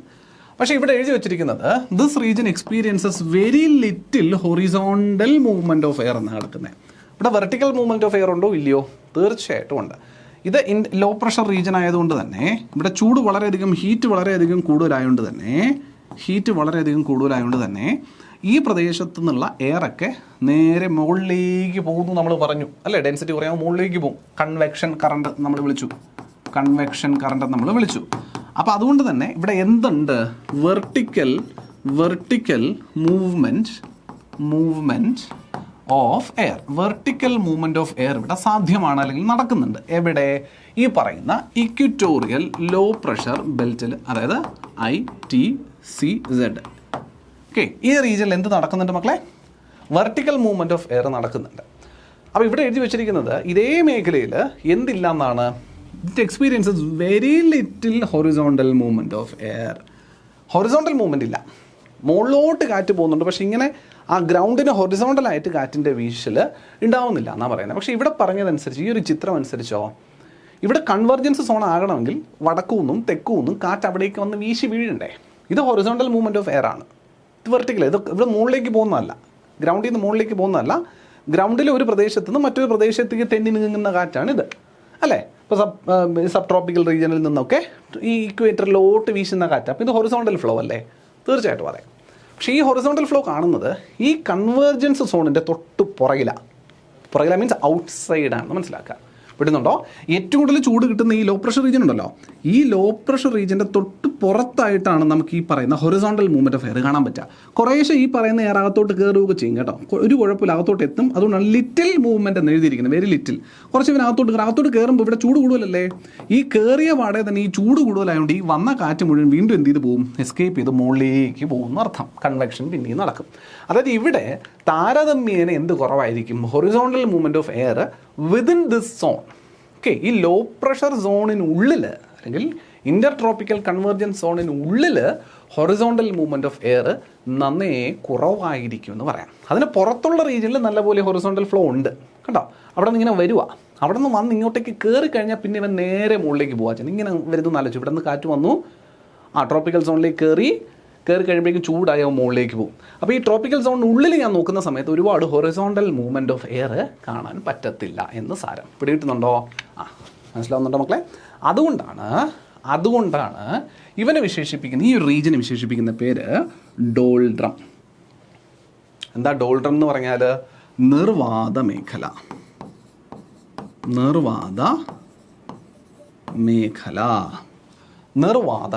വാദമില്ല, കാറ്റില്ലാത്ത സ്ഥലം എന്നർത്ഥം. നിർവാത മേഖല മീൻസ് കാറ്റില്ലാത്ത സ്ഥലം എന്ന രീതിയിൽ. അപ്പോൾ ആരാണ് ഡോൾഡ്രം എന്നും പഠിച്ചു, മനസ്സിലായി, പിടികിട്ടി. എന്താണ് ഡോൾഡ്രം എന്നുള്ളത് മനസ്സിലായി എന്ന് വിശ്വസിക്കുവാണ്. ഇപ്പോൾ ക്ലിയർ ആണോ മക്കളെ? അപ്പോൾ ആദ്യത്തെ മർദ്ദമേഖലയാണ് നമ്മൾ പഠിച്ചത്. ഏതായിരുന്നു ആദ്യത്തെ മർദ്ദമേഖല? Low pressure, equatorial low pressure ബെൽറ്റാണ് നമ്മളിപ്പോൾ പഠിച്ചത്. ഇത്രയും പറഞ്ഞ കാര്യം ക്ലിയർ അല്ലേ? വിത്ത് ഫിഗറാണ് നമ്മൾ പറഞ്ഞിരിക്കുന്നത്. ക്ലിയർ ആണെന്ന് പ്രതീക്ഷിക്കുന്നു. അപ്പോൾ ഈ ഭാഗത്ത് കാറ്റ് വീശുന്നുണ്ടോ? ഹൊറിസോണ്ടലായിട്ട് നന്നേ കുറവാണ്. കുറേശ്ശെ ഉണ്ട് കേട്ടോ. ഇപ്പോൾ ചില സ്റ്റേറ്റ്മെൻറ്റിനകത്ത് അവിടെ ഇല്ല എന്ന് പറയും കണ്ടാലും തെറ്റൊന്നുമില്ല. നിർവാത മേഖല, ഇവിടെ കാറ്റില്ലാത്ത മേഖല എന്നാണ് അതിന് പേര് പോലും കൊടുത്തിരിക്കുന്നത്. പക്ഷേ മറ്റ് മേഖലകളെ അപേക്ഷിച്ച് നോക്കുമ്പോൾ വളരെയധികം കുറവായതുകൊണ്ട് അങ്ങനെ പേര് വരുന്നു എന്നുള്ളതാണ് നമുക്ക് പറയാൻ സാധിക്കുക. ക്ലിയർ ആണോ പിള്ളേരെ? ഞാൻ എഴുതിയിരിക്കുന്ന ഒന്ന് വായിക്കുവാണ്, ഇല്ല റീഡ് ചെയ്യാൻ പറ്റും നിങ്ങൾക്ക്. ബാക്കി സ്ലൈഡിലെ content so it is also known by the name inter tropical convergence zone. അത് ഞാൻ പറഞ്ഞു, ഈ രണ്ട് ഭാഗത്തു നിന്നുള്ള കൺവേർജൻസ് ഉള്ളതുകൊണ്ട്. As it is the site of convergence of air originating from both the subtropical high pressure belts. This is a thermally induced pressure belt due to high temperature condition. നമ്മൾ പഠിച്ചിട്ടുണ്ട് അല്ലേ, ഇതൊരു തെർമലി ഇൻഡ്യൂസ്ഡ് ആയിട്ടുള്ള pressure belt. നമ്മൾ already പറഞ്ഞു ആരൊക്കെയാണ് thermally induced എന്നും ആരൊക്കെയാണ് ഡൈനാമിക്കലി ഇൻഡ്യൂസ്ഡ് എന്നും നമ്മൾ ഓൾറെഡി കണ്ടിട്ടുണ്ട്. അതിനകത്ത് കൺഫ്യൂഷൻ ഉണ്ടാകരുത് കേട്ടോ. ഇയാൾ ഇക്വേറ്ററും പിന്നെ അങ്ങ് അറ്റം കിടക്കുന്ന പോളാർ റീജിയനും മാത്രമാണ് തെർമലി ഇൻഡ്യൂസ്ഡ് ആയിട്ട് പറഞ്ഞിരിക്കുന്നത്. ബാക്കി എല്ലാവരും ഡൈനാമിക്കലി, ബാക്കി 4 പേരും ഡൈനാമിക്കലി ഇൻഡ്യൂസ്ഡ് ആണ്. ക്ലിയർ ആണോ പിള്ളേരെ?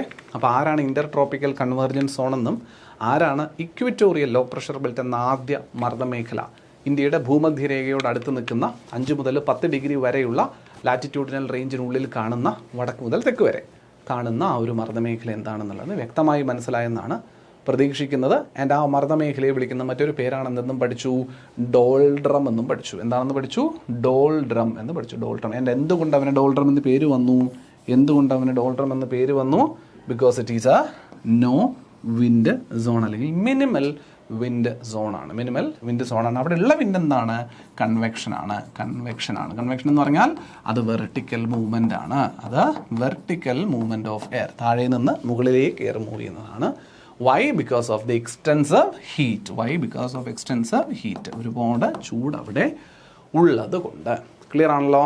Moving on to the next zone, subtropical high pressure belt. Okay, subtropical high pressure belt. See, നമ്മൾ ഈ ഇക്വറ്റോറിയൽ ലോയിൽ നിന്ന് കാറ്റ് പോയല്ലോ. ഇക്വറ്റോറിയൽ ലോയിൽ നിന്ന് ഇവിടെ നിന്ന് കാറ്റ് ഉയർന്നു പൊങ്ങി. ഈ ഉയർന്നു പൊങ്ങിയ കാറ്റ് തൊട്ട് മുകളിലേക്ക് പോയതിന് ശേഷം ഇരു ഭാഗങ്ങളിലേക്ക് മൂവ് ചെയ്യും. അതായത് ഇങ്ങനെ നോർത്തിലോട്ടും സൗത്തിലോട്ടും മൂവ് ചെയ്യുന്നുണ്ടാവും.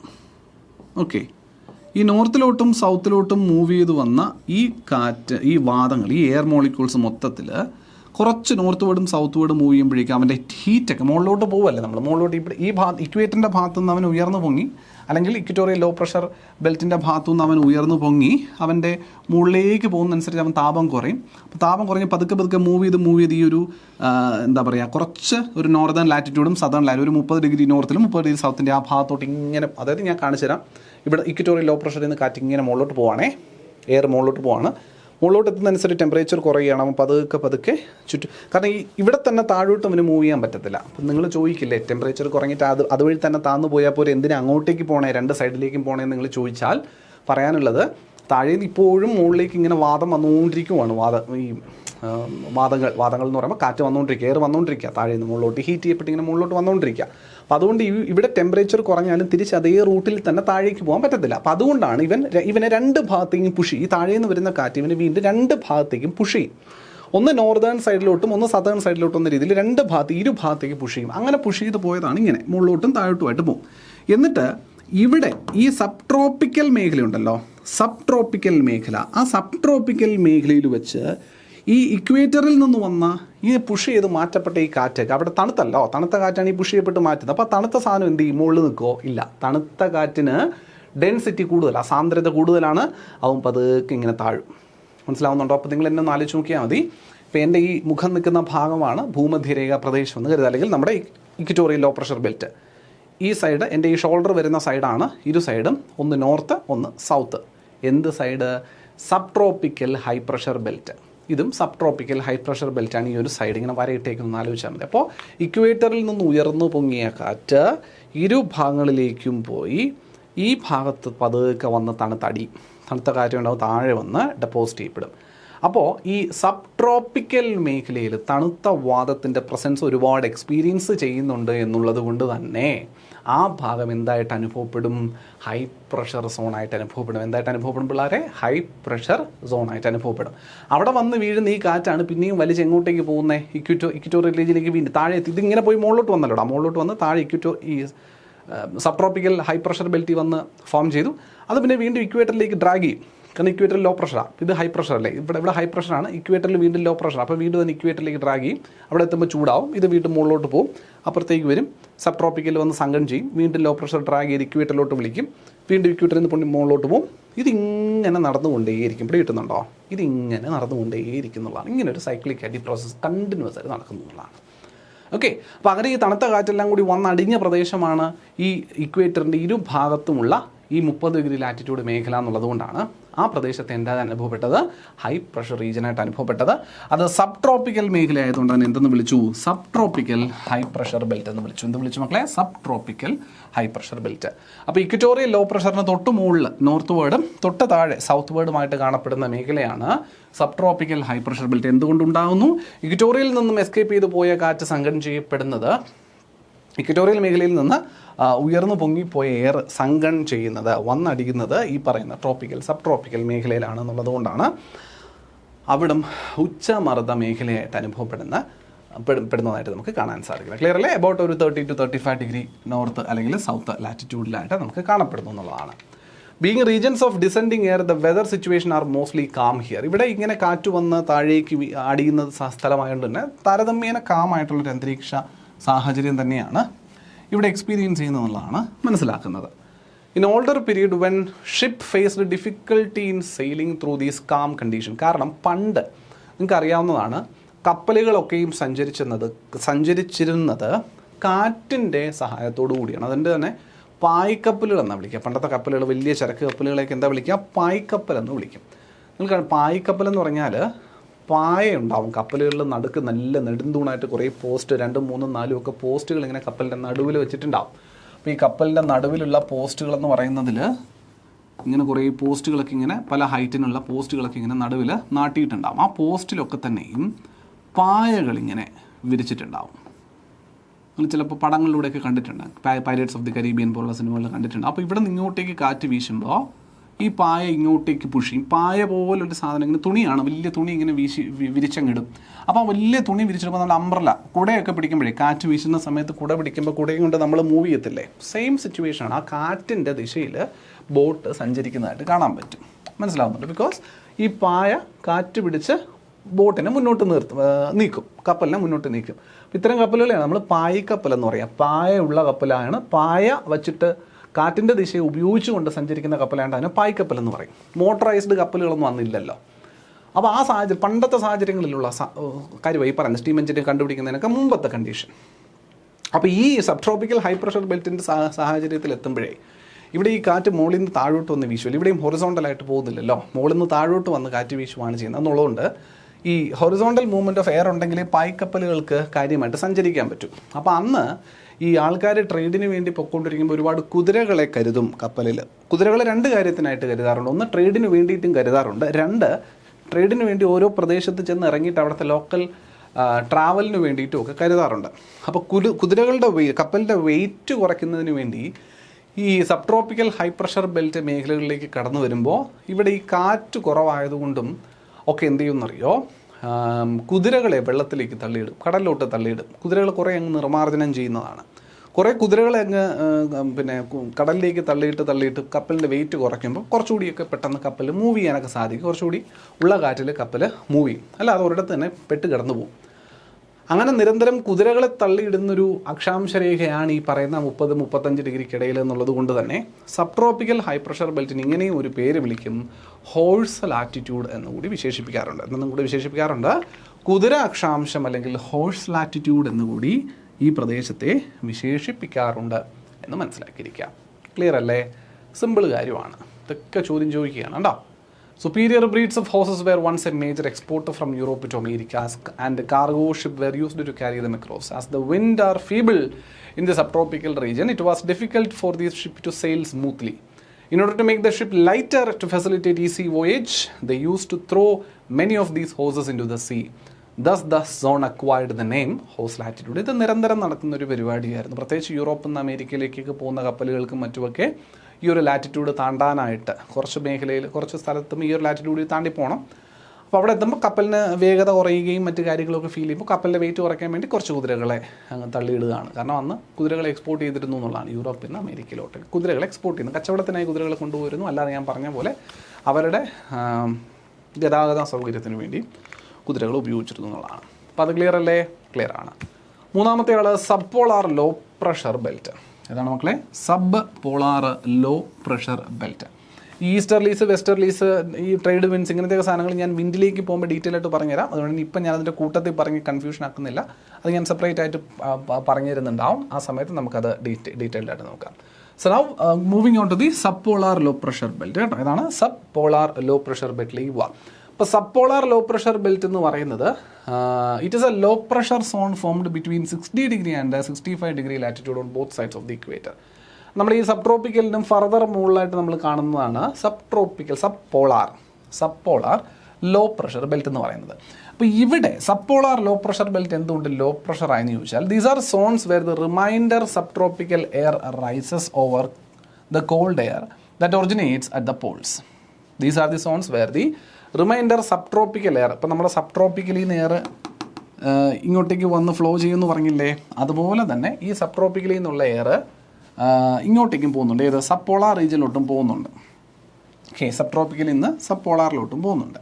മാത്രമല്ല നമ്മുടെ ഈ പോളാർ റീജിയനിൽ നിന്നുള്ള തണുത്ത കാറ്റും ഇങ്ങോട്ടേക്ക് വന്ന് കയറുന്നുണ്ട്, ഈ ഒരു പ്രദേശത്തേക്ക് വന്ന് കയറുന്നുണ്ട്. പോളാർ മേഖലയിൽ നിന്നുള്ള കാരണം പോളാർ മേഖല അതീവ തണുപ്പുള്ള സ്ഥലമാണ്, അതുകൊണ്ട് ഹൈ പ്രഷറിലാണ് അവിടെ കാറ്റുണ്ടാവുക, എയർ ഉണ്ടാവുക പോളാർ മേഖല. അപ്പോൾ പോളാർ മേഖലയിൽ നിന്നും പടം വരയ്ക്കാനാണെങ്കിൽ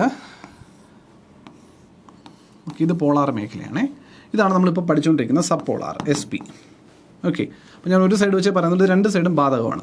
ഇത് നമ്മുടെ ഇക്വറ്റോറിയൽ സബ് ട്രോപ്പിക്കൽ ഹൈ ഇങ്ങോട്ടേക്ക് കാറ്റ് വീശുന്നുണ്ട് ഇങ്ങനെ, അതായത് ഇക്വേറ്ററിലോട്ട് വീശുന്നുണ്ട്. സമാനമായ സിറ്റുവേഷൻ തന്നെ ഇവിടെ നിന്ന് അങ്ങോട്ടേക്കും വീശുന്നുണ്ട് കേട്ടോ. ഇങ്ങോട്ടേക്ക് സബ് പോളാർ റീജിയനിലോട്ടും കുറേശ്ശെ കാറ്റ് അങ്ങോട്ടും കൊടുക്കുന്നുണ്ട്. അപ്പോൾ ഈ സബ് പോളാറിൽ നിന്ന് പോകുന്ന കാറ്റ് ഈ പോളാർ റീജിയനിൽ നിന്ന് വരുന്ന കാറ്റിൻ്റെ മുകളിലേക്ക് കടന്നില്ല. കാരണം പോളാർ മേഖലയിൽ നിന്ന് വരുന്ന കാറ്റ് സബ് ട്രോപ്പിക്കലിൽ നിന്ന് വരുന്നതിനേക്കാൾ തണുപ്പാണ്. ഒരല്പം കൺഫ്യൂസിങ് ആണ്, ഒന്ന് ശ്രദ്ധിക്കണേ മക്കളെ. അപ്പോൾ ഏതൊക്കെയാണ് ഒന്നുകൂടെ ക്ലിയർ ആയിട്ട് ഫിഗർ ഒന്നുകൂടെ വരയ്ക്കണോ? വേണ്ട, ഇത് തന്നെ പറയാം. ഇത് ഇക്വറ്റോറിയൽ ലോ പ്രഷർ ബെൽറ്റ്, ഇത് sub tropical high pressure belt, ഇത് sub polar low pressure belt, ഏറ്റവും മുകളിൽ കാണുന്നത് polar high, PH polar high. Okay, ശ്രദ്ധിച്ചോ, നമ്മൾ ഈ സബ് ട്രോപ്പിക്കൽ ഹൈ പ്രഷർ വരെ പഠിച്ചു, അതുവരെ നമുക്ക് കൺഫ്യൂഷൻ ഇല്ല. അപ്പോൾ ഞാൻ പറഞ്ഞൊരു കാര്യമുണ്ട്, ഈ സബ് ട്രോപ്പിക്കൽ ഹൈയിൽ ഇങ്ങനെ ഈ തണുത്ത കാറ്റുണ്ടെന്ന് പറഞ്ഞു, അത് താഴേക്ക് വന്നിങ്ങനെ പതുക്കെ സംഘം ചെയ്ത് ഇറങ്ങും സബ് ട്രോപ്പിക്കൽ ഹൈലെന്ന് പറഞ്ഞു.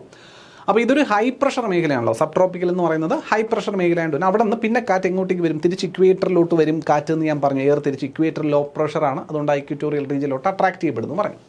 എന്നാൽ ഇവിടെ ഇക്വേറ്റർ മാത്രമല്ല ലോ പ്രഷർ, ഈ സബ് ട്രോപ്പിക്കലിൻ്റെ വടക്ക് കിടക്കുന്ന സബ് പോളാർ മേഖലയും ലോ പ്രഷർ ആയതുകൊണ്ട് തന്നെ ഈ സബ് ട്രോപ്പിക്കലിൽ വന്ന് അടിഞ്ഞ് നിൽക്കുന്ന കാറ്റ് കുറച്ച് അങ്ങോട്ടേക്കും പോവും, കുറച്ച് ഇങ്ങോട്ടേക്കും വരും.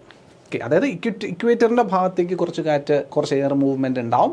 അതുപോലെ തന്നെ സബ് ട്രോപ്പിക്കലിൽ നിന്ന് സബ് പോളാർ മേഖലയിലേക്കും കുറച്ച് കാറ്റ് പോകുന്നുണ്ടാവും എന്നുള്ളതാണ്. അപ്പോൾ ഇവിടെ നിന്ന് ഈ സബ് പോളാർ മേഖലയിൽ നിന്ന് സബ് ട്രോപ്പിക്കൽ മേഖലയിൽ നിന്ന് ഈ സബ് പോളാർ മേഖലയിലേക്ക് പോകുന്ന കാറ്റുണ്ടല്ലോ, ഇത് ഇവിടെ നിന്ന് മുകളിലേക്ക് പോയിരിക്കുന്ന ഈ കാറ്റ് നമ്മൾ ഈ പറയുന്ന സബ് പോളാർ ലോ പ്രഷർ ബെൽറ്റിൽ റിസീവ് ചെയ്യും. അതുപോലെ തന്നെ പോളാർ മേഖല എന്ന് പറയുന്നത് ഹൈ പ്രഷറാണെന്ന് പറഞ്ഞിട്ടില്ലേ, അതും ഹൈ പ്രഷറാണ്. അതുകൊണ്ട് അത് ടെമ്പറേച്ചർ കാരണം എക്സ്ട്രീം കോൾഡ് ആയിട്ടുള്ളത് കൊണ്ടാണ് അവിടെ ഹൈ പ്രഷർ ഉള്ളത്. അപ്പോൾ അവിടെയുള്ള കാറ്റും ഹൈ പ്രഷർ ആയതുകൊണ്ട് അവിടെയുള്ള കാറ്റും ഈ പറയുന്ന ലോ പ്രഷറിലോട്ട് മൂവ് ചെയ്യും. ഏത് സബ് പോളാർ ലോ പ്രഷറിലോട്ട് മൂവ് ചെയ്യും. അപ്പോൾ ഇവിടെ നിന്ന് വരുന്ന കാറ്റിൻ്റെ തണുപ്പ്, പോളാർ മേഖലയിൽ നിന്നും വരുന്ന കാറ്റിൻ്റെ തണുപ്പ് സബ് ട്രോപ്പിക്കലിൽ നിന്ന് പോകുന്ന കാറ്റിനേക്കാൾ കൂടുതലായതുകൊണ്ട് ഈ സബ് ട്രോപ്പിക്കലിലെ കാറ്റ് പോളാർ മേഖലയിൽ നിന്ന് വരുന്ന കാറ്റിൻ്റെ മുകളിലായിട്ടായിരിക്കും ഈ സബ് പോളാർ ലോ പ്രഷർ മേഖലയിൽ കൺവേർജ് ചെയ്യപ്പെടുക, വന്ന് കൂട്ടി യോജിപ്പിക്കപ്പെടുക എന്നുള്ളതാണ്. ഇനി ഇങ്ങനെ ഈ വരുന്ന എയർ ഉണ്ടല്ലോ, ഇങ്ങനെ ഈ വരുന്ന എയർ എല്ലാം കൂടി എർത്തിൻ്റെ റൊട്ടേഷൻ നടക്കുന്നത് കൊണ്ട് തന്നെ കോറിയോലസ് ഫോഴ്സ് മുഖാന്തരം ഈ സബ് പോളാർ മേഖലയിൽ നിന്നിങ്ങനെ ചുഴറ്റി എറിയപ്പെടുകയും ചെയ്യും. ഓക്കെ, സബ് പോളാർ മേഖലയിലേക്ക് വന്നു കയറുന്ന കാറ്റിന് മുഴുവൻ ഈ കോറിയോലസ് ഫോഴ്സിൻ്റെ എഫക്റ്റ് കാരണം അവിടെ നിന്ന് വീണ്ടും ചുഴറ്റി എറിയപ്പെടുന്നതാണ്. അങ്ങനെ ചുഴറ്റി എറിയപ്പെടുന്നത് കൊണ്ടാണ് ആ മേഖല എന്തായിട്ട് അനുഭവപ്പെടുന്നത്, ഒരു ലോ പ്രഷർ മേഖലയായിട്ട് അനുഭവപ്പെടുന്നത്. അപ്പോൾ എർത്തിൻ്റെ റൊട്ടേഷനാണ് ശരിക്കും പറഞ്ഞാൽ സബ് പോളാർ മേഖലയെ ഒരു ലോ പ്രഷർ റീജിയനായിട്ട് മാറ്റിയെടുക്കാൻ കാരണമായത് എന്നുള്ളതാണ് മനസ്സിലാക്കേണ്ടത്. അപ്പോൾ മനസ്സിലാക്കേണ്ടത് ഇത്രയേ ഉള്ളൂ മക്കളെ, സബ് ട്രോപ്പിക്കൽ ഹൈ പ്രഷർ ബെൽറ്റിൽ നിന്ന് ഇക്വറ്റോറിയൽ ലോ പ്രഷർ ബെൽറ്റിലേക്കും അതുപോലെ sub polar low pressure ബെൽറ്റിലേക്കും എയറിൻ്റെ movement ഉണ്ട്. Okay, sub polar low pressure ബെൽറ്റിന് ഈ സബ് ട്രോപ്പിക്കലിൽ നിന്നും വന്ന എയറിനോടൊപ്പം തന്നെ അങ്ങ് പോളാർ മേഖലയിൽ നിന്നും എയർ വരുന്നതായിട്ട് കാണാൻ സാധിക്കുന്നുണ്ട്. പക്ഷേ ഈ രണ്ട് എയറും ഈ സബ്പോളാർ റീജിയനിൽ നിന്ന് ചുഴറ്റിയെറിയപ്പെടും. എന്തിൻ്റെ മുഖാന്തരം? കോറിയോലിസ് ഫോഴ്സ് മുഖാന്തരം. ഭൂമിയുടെ റൊട്ടേഷൻ നടന്നുകൊണ്ടിരിക്കുന്നത് കൊണ്ട് തന്നെ ഈ വന്നെത്തുന്ന കാറ്റ് മുഴുവൻ അവിടെ നിന്ന് ചുഴറ്റി എറിയുന്നത് കൊണ്ട് വീണ്ടും ആ പ്രദേശം എന്തായിട്ട് മാറും? ഒരു ന്യൂനമർദ്ദ മേഖലയായിട്ട് മാറും. ഈ ചുഴറ്റി എറിയപ്പെടുന്ന കാറ്റ് ചെന്ന് വീശുന്ന പോളാർ മേഖലയും മറ്റൊക്കെ പോളാർ മേഖലയിലും സബ് ട്രോപ്പിക്കൽ മേഖലയിലും തന്നെയാണ് ഇത് ചുഴറ്റി എറിയുമ്പോൾ തിരിച്ചെന്ന് വീഴുക കേട്ടോ. അത് വീണ്ടും ഒരു സർക്കുലാർ മോഷൻ പോലെ ഇങ്ങനെ കണ്ടിന്യൂ ചെയ്തുകൊണ്ടേയിരിക്കും. അപ്പോൾ അതുകൊണ്ട് എസെൻഷ്യലി സബ് പോളാർ മേഖല എന്തായിട്ട് തന്നെ നിലകൊള്ളും? ഒരു ലോ പ്രഷർ മേഖലയായിട്ട് തന്നെ നിലകൊള്ളുന്നതാണ് നമുക്ക് കാണാനും സാധിക്കുക എന്നുള്ളതാണ്. ക്ലിയർ ആവുന്നുണ്ടോ എന്തോ? ഓക്കെ, ഞാൻ കൂടുതലായിട്ടൊന്ന് എക്സ്പ്ലെയിൻ ചെയ്തിട്ടുണ്ട്, ഒന്നും ശ്രദ്ധിക്കാം. The subpolar belt of the southern hemisphere is stronger due to vast ocean cover. ഇതേ സബ്പോളാർ മേഖല എന്ന് പറയുന്നത് ഈ ദക്ഷിണ ധ്രുവത്തിനടുത്ത് അല്ലെങ്കിൽ സതേൺ ഹെമിസ്ഫിയറിൽ കുറച്ചുകൂടി സ്ട്രോങ്ങർ ആയിരിക്കും കേട്ടോ. സബ്പോളാർ ലോ പ്രഷർ ബെൽറ്റ് എന്ന് പറയുന്നത് സതേൺ ഹെമിസ്ഫിയറിൽ സ്ട്രോങ്ങർ ആയിരിക്കും. എന്തുകൊണ്ടാണെന്ന് വെച്ചാൽ ഇവിടെ ഈ സമുദ്രമാണല്ലോ, മൊത്തത്തിൽ സമുദ്രമായതുകൊണ്ട് തന്നെ കര എന്താ പറയുക പ്രൊഡ്യൂസ് ചെയ്യുന്ന ഒരു തരത്തിലുള്ള തടസ്സങ്ങളും ഇവിടെ ഉണ്ടാവുന്നില്ല എന്നുള്ളതാണ്. കരയുടേതായ ഒരു തടസ്സങ്ങളോ പ്രഷറോ ഈ പറയുന്ന ഫ്രിക്ഷനോ ഒന്നുമില്ല എന്നുള്ളതുകൊണ്ടാണ്. So all subpolar belt are dynamically induced as their existence is due to the combined effect of earth rotation and differential heating. പ്രധാനമായിട്ടും ഈ എർത്തിൻ്റെ റൊട്ടേഷൻ. ഇനി പറയാനുള്ളത് പോളാർ ഹൈ പ്രഷർ ബെൽറ്റ് ആണ്. പോളാർ ഹൈ പ്രഷർ ബെൽറ്റ് ആണ്. Both the poles experience cold temperature all throughout the year. അതുകൊണ്ട് തന്നെ the air keeps descending and the density of air molecule increases creating a zone of high pressure. സ്വാഭാവികമായിട്ടും വളരെ താഴ്ന്ന താപനില experience ചെയ്യുന്ന ഒരു പ്രദേശമാണ് പോളാർ മേഖല എന്നുള്ളത് കൊണ്ട് തന്നെ നമ്മൾ പറഞ്ഞു തെർമലി ഇൻഡ്യൂസ്ഡ് ആയിട്ടുള്ള ഏരിയയാണ് പോളാർ മേഖല എന്നുള്ളത്. So these are thermally induced belt due to low temperature conditions. Easy ആയിട്ടുള്ളൊരു കാര്യം തന്നെയാണ്. ഓക്കെ, ഇത്രയുമാണ് നമ്മുടെ പ്രഷർ ബെൽറ്റുമായിട്ട് ബന്ധപ്പെട്ട് നമ്മൾ പഠിച്ചിരിക്കേണ്ട വസ്തുതകൾ എന്ന് പറയുന്നത്. ക്ലിയർ അല്ലേ?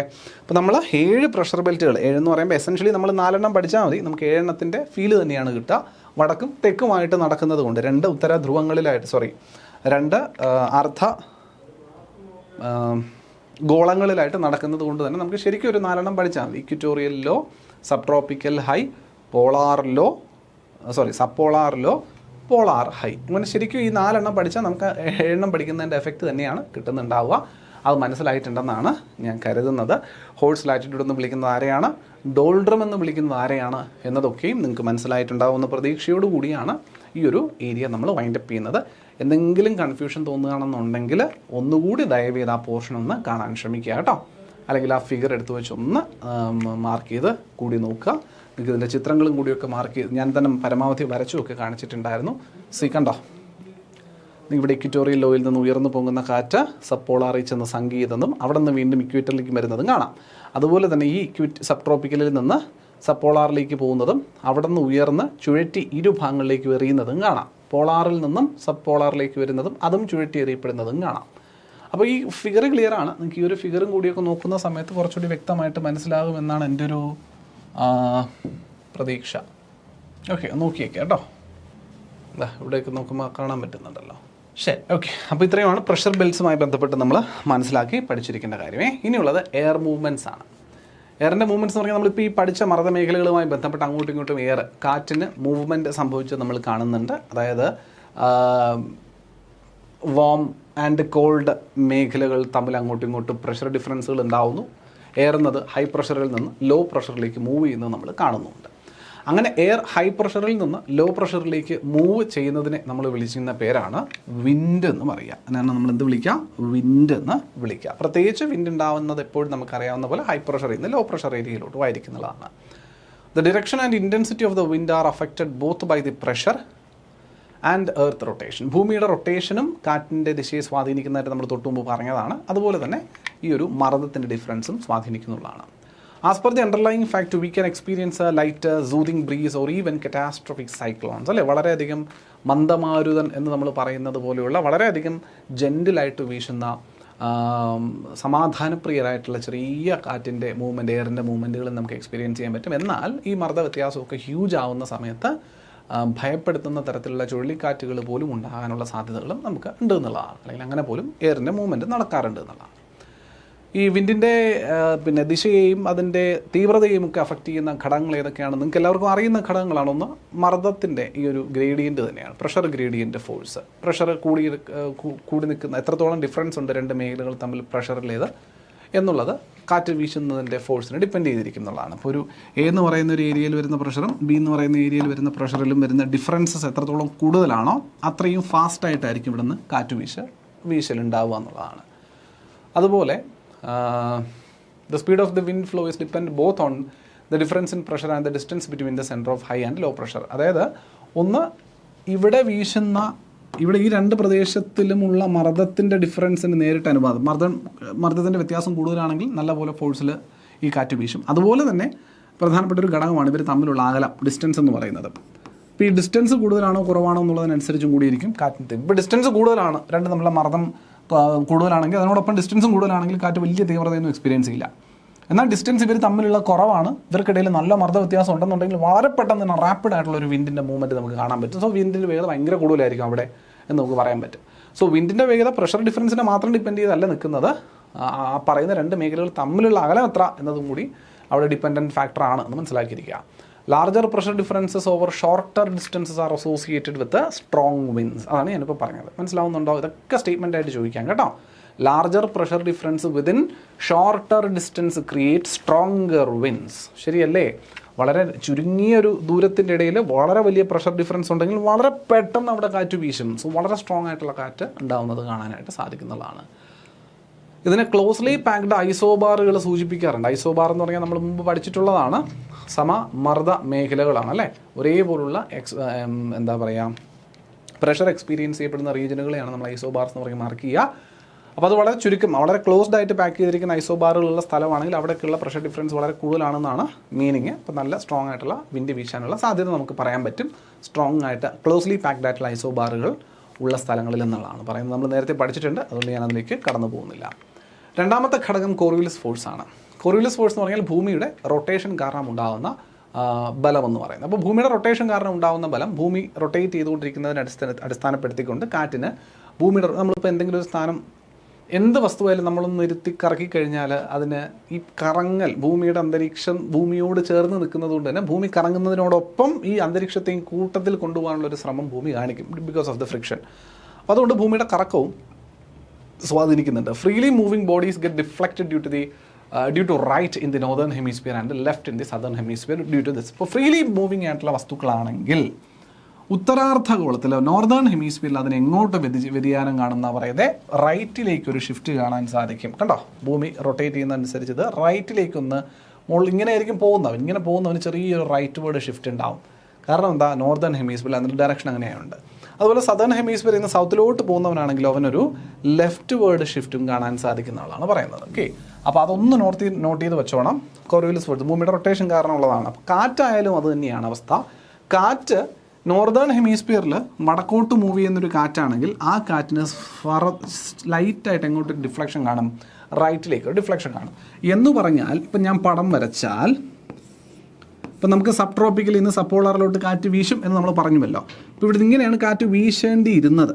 പക്ഷേ ഭൂമിക്ക് റൊട്ടേഷൻ ഉള്ളതുകൊണ്ട് ഈ കാറ്റ് ഇങ്ങനെ ആയിരിക്കില്ല വീശുക, പകരം ഇവിടെ നിന്ന് കുറച്ച് റൈറ്റിലേക്ക് ഷിഫ്റ്റ് ചെയ്യപ്പെടുന്നത് ഇങ്ങനെയായിരിക്കും വീശുക എന്നാണ് പറയുന്നത്. ഇപ്പോൾ കിട്ടുന്നുണ്ടോ? This is how it will വീശൽ.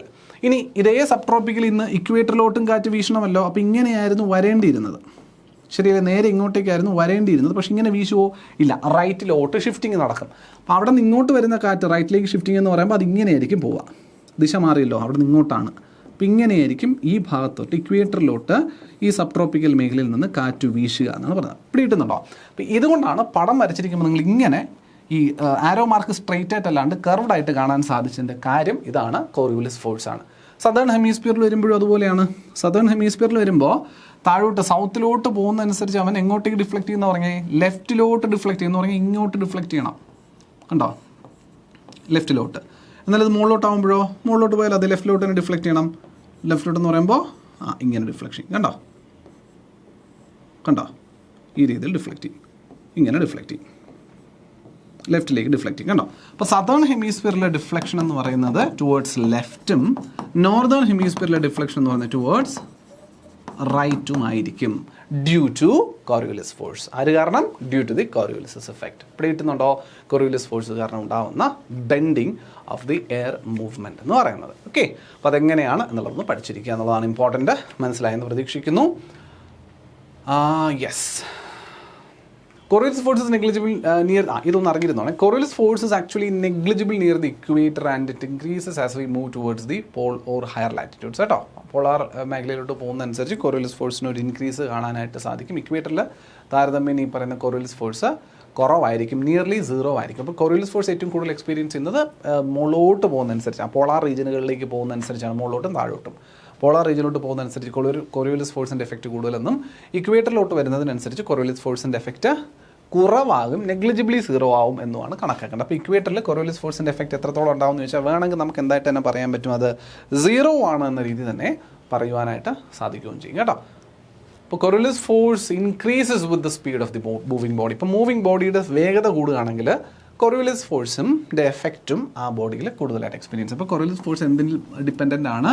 Moving ബോഡിയുടെ സ്പീഡിൽ ഡിപ്പെൻഡൻ്റ് ആയിരിക്കും കേട്ടോ. അപ്പോൾ സ്പീഡ് കൂടുകയാണെങ്കിൽ Coriolis എഫക്റ്റും കൂടുതൽ എക്സ്പീരിയൻസ് ചെയ്യുന്നതാണ്. Under ideal conditions, Earth has uniform rotation speed all over. The wind traveling from the equator to both the poles and vice versa should have travelled in a straight line. Ideal condition ആയിരുന്നെങ്കിൽ ഈ പറയുന്ന Coriolisൻ്റെ effect ഒന്നും consider ചെയ്തില്ലായിരുന്നുവെങ്കിൽ, അത് എർത്തിൻ്റെ റൊട്ടേഷനെ ഉണ്ടായിരുന്നില്ലെങ്കിൽ, അല്ലെങ്കിൽ uniform rotation speed ആയിരുന്നുവെങ്കിൽ നമുക്ക് ഈ പറയുന്ന രണ്ട് വിൻഡിൻ്റെ ഡയറക്ഷൻസ് സ്ട്രെയിറ്റ് ലൈൻ ആയിട്ട് വരയ്ക്കാൻ പറ്റുമായിരുന്നു. ബട്ട് അതിപ്പോൾ അല്ല, നമ്മൾ കണ്ടു. But if we consider the rotation of Earth on its axis along with the difference in rotation speed from the equator to pole, we get different results. Wind movement in the northern hemisphere experiences rightward shift and the wind blowing from the southern hemisphere deflect to the left due to the Coriolis force, and this effect is known by the name Ferrel's law. അപ്പോൾ നമ്മൾ ഈ പറഞ്ഞ deflection pattern പറഞ്ഞില്ലേ മക്കളെ, northern ഹെമിസ്ഫിയറിൽ റൈറ്റിലോട്ടും southern ഹെമിസ്ഫിയറിൽ ലെഫ്റ്റിലോട്ടും വിൻഡിന് deflection ഉണ്ടാവുമെന്ന് ഇതിനെ ഒരു നിയമമായി പറയുന്നുണ്ട്, അല്ലെങ്കിൽ ഒരു മനുഷ്യൻ ഈ സിദ്ധാന്തം അവതരിപ്പിച്ചിട്ടുണ്ട്. അദ്ദേഹത്തിൻ്റെ പേരാണ് ഫെറൽ. അപ്പോൾ അതുകൊണ്ട് തന്നെ ഈ നിയമത്തിനെ, ഈ ഒരു പ്രതിഭാസം ഇങ്ങനെ സംഭവിക്കുന്നതിനെ വിശേഷിപ്പിച്ച നിയമത്തെ വിളിക്കുന്ന പേരാണ് ഫെറൽ നിയമം എന്ന് പറയുന്നത് കേട്ടോ. ഫെറൽസ് ലോ അല്ലെങ്കിൽ ഫെറൽ നിയമം. കോറിയോലിസ് ഫോഴ്സുമായി ബന്ധപ്പെട്ട നിയമമാണ് ഇത് ഫെറൽസ് ലോ എന്ന് പഠിച്ചിരിക്കുക. കോറിയോലിസ് ഫോഴ്സുമായി ബന്ധപ്പെട്ട് എങ്ങനെ ഡിപ്പെൻഡ് ചെയ്തിരിക്കുന്നു? ഉത്തരാർദ്ധഗോളത്തിൽ കോറിയോലിസ് ഫോഴ്സ് മുഖാന്തരം വിൻഡിന്, കാറ്റിനുണ്ടാകുന്ന ദിശാവ്യത്യാസം വലത്തോട്ടാണെന്നും, ദക്ഷിണാർദ്ധഗോളത്തിൽ കോറിയോലിസ് പ്രഭാവം മുഖാന്തരം ഉണ്ടാകുന്ന കാറ്റിൻ്റെ ദിശയുടെ വ്യതിയാനം ഇടത്തോട്ടാണ് എന്നും സൂചിപ്പിച്ച നിയമത്തെ വിളിക്കുന്ന പേരാണ് ഫെറൽ നിയമം അല്ലെങ്കിൽ ഫെറൽസ് ലോ എന്ന് പറയുന്നതെന്ന് മനസ്സിലാക്കുക. ക്ലിയർ അല്ലേ? സെറ്റാണ്, അടിപൊളി. ഓക്കെ, ശരി. അപ്പോൾ അതാണ് ഫെറൽ നിയമം നമ്മൾ പഠിച്ചു. മുന്നോട്ട് പോകാം. മൂന്നാമത്തെ ഘടകം ഫ്രിക്ഷണൽ ഫോഴ്സ് ആണ്. അപ്പോൾ രണ്ട് ഘടകങ്ങളാണ് പഠിച്ചു. ഒന്ന് പ്രഷർ, രണ്ട് Coriolis ഫോഴ്സ്, മൂന്ന് ഫ്രിക്ഷൻ. ഫ്രിക്ഷണൽ ഫോഴ്സ് എന്ന് പറഞ്ഞാൽ മലയാളത്തിൽ ഘർഷണബലം എന്ന് പറയും. ഇത് ബലമാണ് ഘർഷണബലം. രണ്ട് വസ്തുക്കൾ പരസ്പരം കൂട്ടിയോജിപ്പിക്കപ്പെടുമ്പോൾ അവർക്കിടയിൽ ഉണ്ടാകുന്ന പ്രതലബലമാണ് ഘർഷണബലം എന്ന് പറയുന്നത്. ഞാനിപ്പോൾ എൻ്റെ കൈ രണ്ടെണ്ണം എടുത്ത് കൂട്ടിയോജിപ്പിച്ച് പരസ്പരം അങ്ങോട്ടും ഇങ്ങോട്ടും മൂവ് ചെയ്യിക്കാൻ ശ്രമിച്ചാൽ എൻ്റെ കൈക്കിടയിൽ ചൂട് അനുഭവപ്പെടുന്നുണ്ട്. അതിന് കാരണം എൻ്റെ കൈ പരസ്പരം മൂവ് ചെയ്യിക്കുന്നതിനൊരു പ്രതിരോധം എൻ്റെ കൈകളിൽ ചേർന്ന് നിൽക്കുന്ന ഈ രണ്ട് പ്രതലങ്ങളും ക്രിയേറ്റ് ചെയ്യുന്നുണ്ട്. മൂവ് ചെയ്യാതിരിക്കാനൊരു ശ്രമം നടന്നുണ്ട്. നമ്മളിപ്പോൾ നിൽക്കുന്നതും നടക്കുന്നതും ഓടുന്നതും വണ്ടിക്ക് ബ്രേക്ക് ഇട്ടാൽ വണ്ടി നിൽക്കുന്നതും ഒക്കെ എന്ത് കാരണമാണ്? ഈ ഫ്രിക്ഷൻ കാരണമാണ്. കൂടുതൽ നിങ്ങൾ ഫിസിക്സിനകത്ത് പഠിച്ചുകൊള്ളും. ആ ഫ്രിക്ഷൻ എന്ന് പറയുന്നത് കാറ്റിൻ്റെ ദിശയും കാറ്റ് ഒഴുകുന്ന വേഗതയും ഒക്കെ ഡിപ്പെൻഡ് ചെയ്യില്ലേ. ഫ്രിക്ഷൻ കൂടുതലുള്ള സ്ഥലത്ത് കാറ്റിൻ്റെ വേഗത കുറയും, കാരണം പ്രതിരോധമാണല്ലോ. ഫ്രിക്ഷൻ എന്ന് പറയുന്നത് എന്താണ്? പ്രതിരോധമാണ്, ഒരു തടസ്സമാണ്. ഒരുപാട് ഫ്രിക്ഷൻ ഉള്ള സ്ഥലത്ത് കാറ്റിൻ്റെ വേഗത കുറവായിരിക്കും, എന്നാൽ ഫ്രിക്ഷൻ തീരെ ഇല്ലാത്ത സ്ഥലത്ത് കാറ്റിന് വളരെയധികം വേഗത്തിൽ സഞ്ചരിക്കുവാനും സാധിക്കും എന്നുള്ളതാണ്. അപ്പം അങ്ങനെയാണെങ്കിൽ പൊതുവേ ഫ്രിക്ഷണൽ ഫോഴ്സ് കൂടുതൽ ലാൻഡുള്ളിടത്തൂടെ വീശുന്ന കാറ്റിനായിരിക്കുമോ സമുദ്രത്തിൻ്റെ മുകളിലൂടെ വീശുന്ന കാറ്റിനായിരിക്കുമോ എന്ന ചോദ്യത്തിന് സിമ്പിളായിട്ട് നിങ്ങൾക്ക് ഉത്തരം പറയാൻ പറ്റും. Yes, you said it. ഓഷൻസിൻ്റെ, സമുദ്രത്തിന് മുകളിലൂടെ വീശുന്ന കാറ്റിനായിരിക്കും ഫ്രിക്ഷണൽ ഫോഴ്സിൻ്റെ റെസിസ്റ്റൻസ് വളരെ കുറവ് അനുഭവപ്പെടുക. അതുകൊണ്ട് വളരെ സുഖമായി വേഗത്തിൽ വീശുക സമുദ്രത്തിന് മുകളിലൂടെ വീശുന്ന കാറ്റുകളായിരിക്കും എന്ന് പറയാൻ സാധിക്കും. Okay, so when air moves from one region to another it experiences a resistive force by the object and the surface that it comes to contact. This resistive force is known as frictional force. For example, wind experiences frictional drag when it passes over different features such as mountains, trees, buildings, etc. And this drag is only noticeable up to around 1500 meters or 5000 feet above the earth. ഒരു 1500 metre വരെയാണ് നമുക്കിത് experience ചെയ്യാനായിട്ട് സാധിക്കുക. കാരണം അത് കഴിഞ്ഞാൽ വലിയ തോതിലുള്ള ഈ വെജിറ്റേഷൻസോ കാര്യങ്ങളൊന്നും ഇല്ലല്ലോ. ഏകദേശം 1500 മീറ്റർ കഴിഞ്ഞാൽ പിന്നെ അധികം ഫീച്ചേഴ്സ് പറയാനില്ല, കുറവാണ് താരതമ്യം എന്നുള്ളതുകൊണ്ട്. മരങ്ങളായാലും കെട്ടിടങ്ങളായാലും പർവ്വതങ്ങളായാലും ഒക്കെ കാറ്റിൻ്റെ ദിശയെ സ്വാധീനിക്കുന്നുണ്ട് എന്നുള്ളതാണ്. So the frictional force experienced by these wind depend upon the nature of the surface they flow over. അത് ശരിയാണ്. Wind experience maximum frictional force when they flow in mountainous regions due to the irregular topography, and they experience minimum friction while they flow over water bodies or plains. സമതലങ്ങളിലൂടെ വേറെ ഒരു resistance ഇല്ലാതെ പോകുമ്പോഴോ water ബോഡീസിൻ്റെ എന്ന് പറയുമ്പോൾ ഓഷൻസിൻ്റെയൊക്കെ മുകളിലൂടെ പോകുമ്പോഴൊക്കെ ആയിരിക്കും ഏറ്റവും മിനിമം എക്സ്പീരിയൻസ് ചെയ്യുക. Frictional force slows down wind speed and weakens the Coriolis effect on wind. Okay, wind കൂടുതലാണെങ്കിൽ കോറിയോലസ് എഫക്റ്റ് കൂടുമെന്ന് പറയും. വിൻഡിൻ്റെ സ്പീഡ് കുറയുമ്പോൾ കോറിയോലസ് എഫക്റ്റ് സ്വാഭാവികമായിട്ട് കുറഞ്ഞിരിക്കും. As the combined result of pressure gradient force, the Coriolis force and the frictional force in the northern hemisphere, we see wind flowing in clockwise direction and outward of a high pressure area, and in anti-clockwise manner in the inward towards a low pressure area. അപ്പോൾ ഒരു പൊതുവേ നമുക്ക് അതുകൊണ്ട് തന്നെ ഈ Coriolis ഫോഴ്സിൻ്റെയും frictional ഫോഴ്സിൻ്റെയും പ്രഷറിൻ്റെയും ഒക്കെ കാര്യങ്ങൾ വെച്ച് കണക്ക് കൂട്ടുമ്പോൾ നോർത്തേൺ ഹെമിസ്ഫിയറിൽ we see wind flowing in clock direction and outward. നമ്മൾ ഉത്തരാർദ്ധഗോളത്തിൽ നോക്കുമ്പോൾ കാറ്റ് വീശുന്നത് എങ്ങനെയാണെന്ന് തോന്നും? ക്ലോക്ക് വൈസ് ഡയറക്ഷനിലാണ് മൂവ് ചെയ്യുന്നതെന്ന് തോന്നുകയും ചെയ്യും. മാത്രവുമല്ല we see wind flowing clockwise direction and outward of a high pressure area. ഒരു ഹൈ പ്രഷർ ഏരിയയിൽ നിന്ന് പുറത്തേക്ക് ഇങ്ങനെ കാറ്റ് വീശുന്നത് പോലെയാണ് തോന്നുക എന്നുള്ളതാണ്. കാറ്റിൻ്റെ ദിശ ഉണ്ടാവുക എന്നുള്ളതാണ്. ഇതൊരു ഹൈ പ്രഷർ റീജിയൻ, ആ ഹൈ പ്രഷർ റീജിയനിൽ നിന്നും പുറത്തേക്ക് ലോ പ്രഷറിലേക്ക് കാറ്റ് വീശി ഇങ്ങനെ ക്ലോക്ക് വൈസ് ഡയറക്ഷനിൽ കാറ്റ് വീശുന്നതായിട്ടായിരിക്കും തോന്നുക. ആൻഡ് ഈ സദേൺ ഹെമിസ്ഫിയറിൽ വരുമ്പോഴോ ആൻറ്റി ക്ലോക്ക് വൈസ് ഡയറക്ഷനിലായിരിക്കും എന്നുള്ളതാണ് അതിങ്ങനെ ഓക്കെ ആൻറ്റി ക്ലോക്ക് വൈസ് ഡയറക്ഷനിലായിരിക്കും വീശുന്നതെന്നാണ് പറയുന്നത്. Okay, right. ഈ വിൻഡുകൾ പല തരത്തിലുണ്ട് കേട്ടോ. പല തരത്തിലുള്ള വിൻഡ് നമുക്ക് പഠിക്കാനുണ്ട്. Types of winds. ഇപ്പോൾ ജനറലി നമുക്ക് ഒരു 3 മേജർ ടൈപ്പായിട്ട് വിൻഡുകളെ ഒന്ന് തരംതിരിച്ചാൽ, ഒന്ന് ഗ്ലോബൽ വിൻഡ്സ് എന്ന രീതിയിൽ നമുക്ക് ചില വിൻഡുകളെ ക്ലാസിഫൈ ചെയ്യാം. ഗ്ലോബൽ വിൻഡ്സ് ഇപ്പോൾ ആഗോള തരത്തിൽ നമുക്ക് പറയാൻ പറ്റുന്നതാണ്. ഇപ്പോൾ ചില വിൻഡുകളുടെ പേരൊക്കെ നിങ്ങൾ നേരത്തെ ചോദ്യങ്ങളിൽ കണ്ടിട്ടുണ്ട്. അത് ഗ്ലോബൽ വിൻഡിൻ്റെ കാറ്റഗറി പെടും. 2 റീജിയണൽ വിൻഡ്സ്. റീജിയണൽ എന്നതിനേക്കാൾ കൂടുതൽ അനുയോജ്യമായ പ്രയോഗം സീസണൽ വിൻഡുകൾ എന്ന് പറയാം. 3 ലോക്കൽ വിൻഡ്സ്. അപ്പോൾ നിങ്ങൾക്ക് പലപ്പോഴും ലോക്കൽ വിൻഡും റീജിയണൽ വിൻഡും നമ്മൾ ഒരുമിച്ച് ഉപയോഗിച്ചാൽ കൺഫ്യൂഷൻ വരാം. റീജിയണൽ എന്ന് പറയുമ്പോൾ ഒരു റീജിയണിൽ മാത്രമായിട്ട് കാണുന്നതല്ലേ എന്ന് തോന്നും. ലോക്കൽ വിൻഡ് എന്ന് പറഞ്ഞാലും അങ്ങനെ തന്നെയാണ്. ഒരു റീജിയനിൽ മാത്രമായിട്ട് കാണുന്ന ഒരു ചെറിയൊരു പ്രദേശത്ത് പ്രാദേശികമായി കാണുന്ന വാദങ്ങളെയാണ് മലയാളത്തിൽ പറയും പ്രാദേശിക വാദങ്ങളെന്ന് പറയും. ഒരു പ്രദേശത്ത് മാത്രമായി അടിസ്ഥാനപ്പെടുത്തി കാണുന്നതാണ് ഈ ലോക്കൽ വിൻഡ്സ് എന്ന് പറയും. എന്നാൽ ഗ്ലോബലി എല്ലായിടത്തും ഗ്ലോബൽ ലെവലിൽ മാർക്ക് ചെയ്യുന്ന വിൻഡാണ്. എന്നാൽ സീസണൽ വിൻഡ്സ് ചില സമയങ്ങളിൽ മാത്രം ഉണ്ടാകുന്നതുമാണ്. വ്യത്യാസം പിടികിട്ടിയെന്ന് തോന്നുന്നു അല്ലേ? അപ്പോൾ ഗ്ലോബൽ വിൻഡ് ഗ്ലോബലി എർത്തിൽ മൊത്തമായിട്ട് അനുഭവപ്പെടുന്ന കാറ്റുകളും, സീസണൽ വിൻഡ് അഥവാ റീജിയണൽ വിൻഡ് എന്ന് ഇവിടെ ഉദ്ദേശിച്ചിരിക്കുന്നത് ചില സമയങ്ങളിൽ മാത്രം ഉണ്ടാകുന്ന കാറ്റുകളും, എന്നാൽ ലോക്കൽ വിൻഡ്സോ ചില പ്രദേശങ്ങളിൽ മാത്രം ഉണ്ടാകുന്ന കാറ്റും എന്ന രീതിയിൽ ആണ് നമുക്ക് ബേസിക് ആയിട്ട് ഇവന്മാരെ ക്ലാസിഫൈ ചെയ്യാൻ പറ്റുക. ഇവന്മാർക്ക് ഇനി ഫർദർ ഡിഫറൻസിയേഷൻ ഉണ്ട്. വീണ്ടും എനിക്ക് ക്ലാസിഫൈ ചെയ്ത് ചെറുതാക്കി എടുക്കാൻ പറ്റും. It is important to note that the mechanism of formation of and the flow of all wind is the same. Differential heating of the earth causes difference in pressure and the wind start blowing from a region of high pressure to low pressure. ഇത് തന്നെയാണ് അടിസ്ഥാനപരമായിട്ടുള്ള വസ്തുത എന്ന് പറയുന്നത്. അതിലെ global വിൻഡ്സിനെ മറ്റൊരു രീതിയിലും വിളിക്കാൻ പറ്റും planetary winds or permanent winds as they blow consistently all over the planet. ഒന്ന്, ഇതൊരു ഗ്ലോബൽ ആണല്ലോ. ഗ്ലോബൽ എന്ന അതേ പ്രയോഗം വരുന്നതാണ് പ്ലാനറ്ററി എന്ന് പറയുന്നത്. ഇത് നമ്മുടെ പ്ലാനറ്റിലൂടെ നീളം വീശുന്നതാണെന്നുള്ളത് കൊണ്ട് ഇതിനെ പ്ലാനറ്ററി വിൻഡ് എന്ന് വിശേഷിപ്പിക്കാം. തെറ്റില്ല, അങ്ങനെ വിശേഷിപ്പിക്കാം.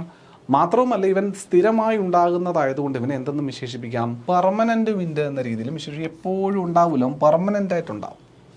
പെർമനൻറ്റ് എംപ്ലോയി, പെർമനൻറ്റ് ജോലി എന്നൊക്കെ പറയണ മാതിരിയാണ്. ഇവൻ എന്നും ഉണ്ടാവും എന്നുള്ളതാണ്. Global winds are those winds that flow all round the year in the belt across the globe, and there are 3 type of global winds. ഒന്ന് ട്രേഡ് വിൻഡ്. ചോദ്യത്തിൽ കണ്ട പലരെയും കാണുന്നു. ആദ്യത്തെ ആൾ ട്രേഡ് വിൻഡ്, രണ്ടാമത്തെ ആൾ വെസ്റ്റർലീസ്, മൂന്നാമത്തെ ആൾ ഈസ്റ്റർലീസ്. കേട്ടോ, അപ്പോൾ ട്രേഡ് വിൻഡ്സും ശരിക്കും പറഞ്ഞാൽ ഇതുപോലെയാണ് ഞാൻ പറയാം. ട്രേഡ് വിൻഡ്സ് എന്ന് പറയുന്നതും ആശാം ഇതുപോലെ തന്നെയാണ്. ആക്ച്വലി നമുക്ക് നോക്കാം എന്തായാലും. Trade winds, westerlies and easterlies എന്ന രീതിയിൽ നമുക്ക് ഗ്ലോബൽ വിൻഡുകളെ 3ആയിട്ട് ക്ലാസിഫൈ ചെയ്യാം.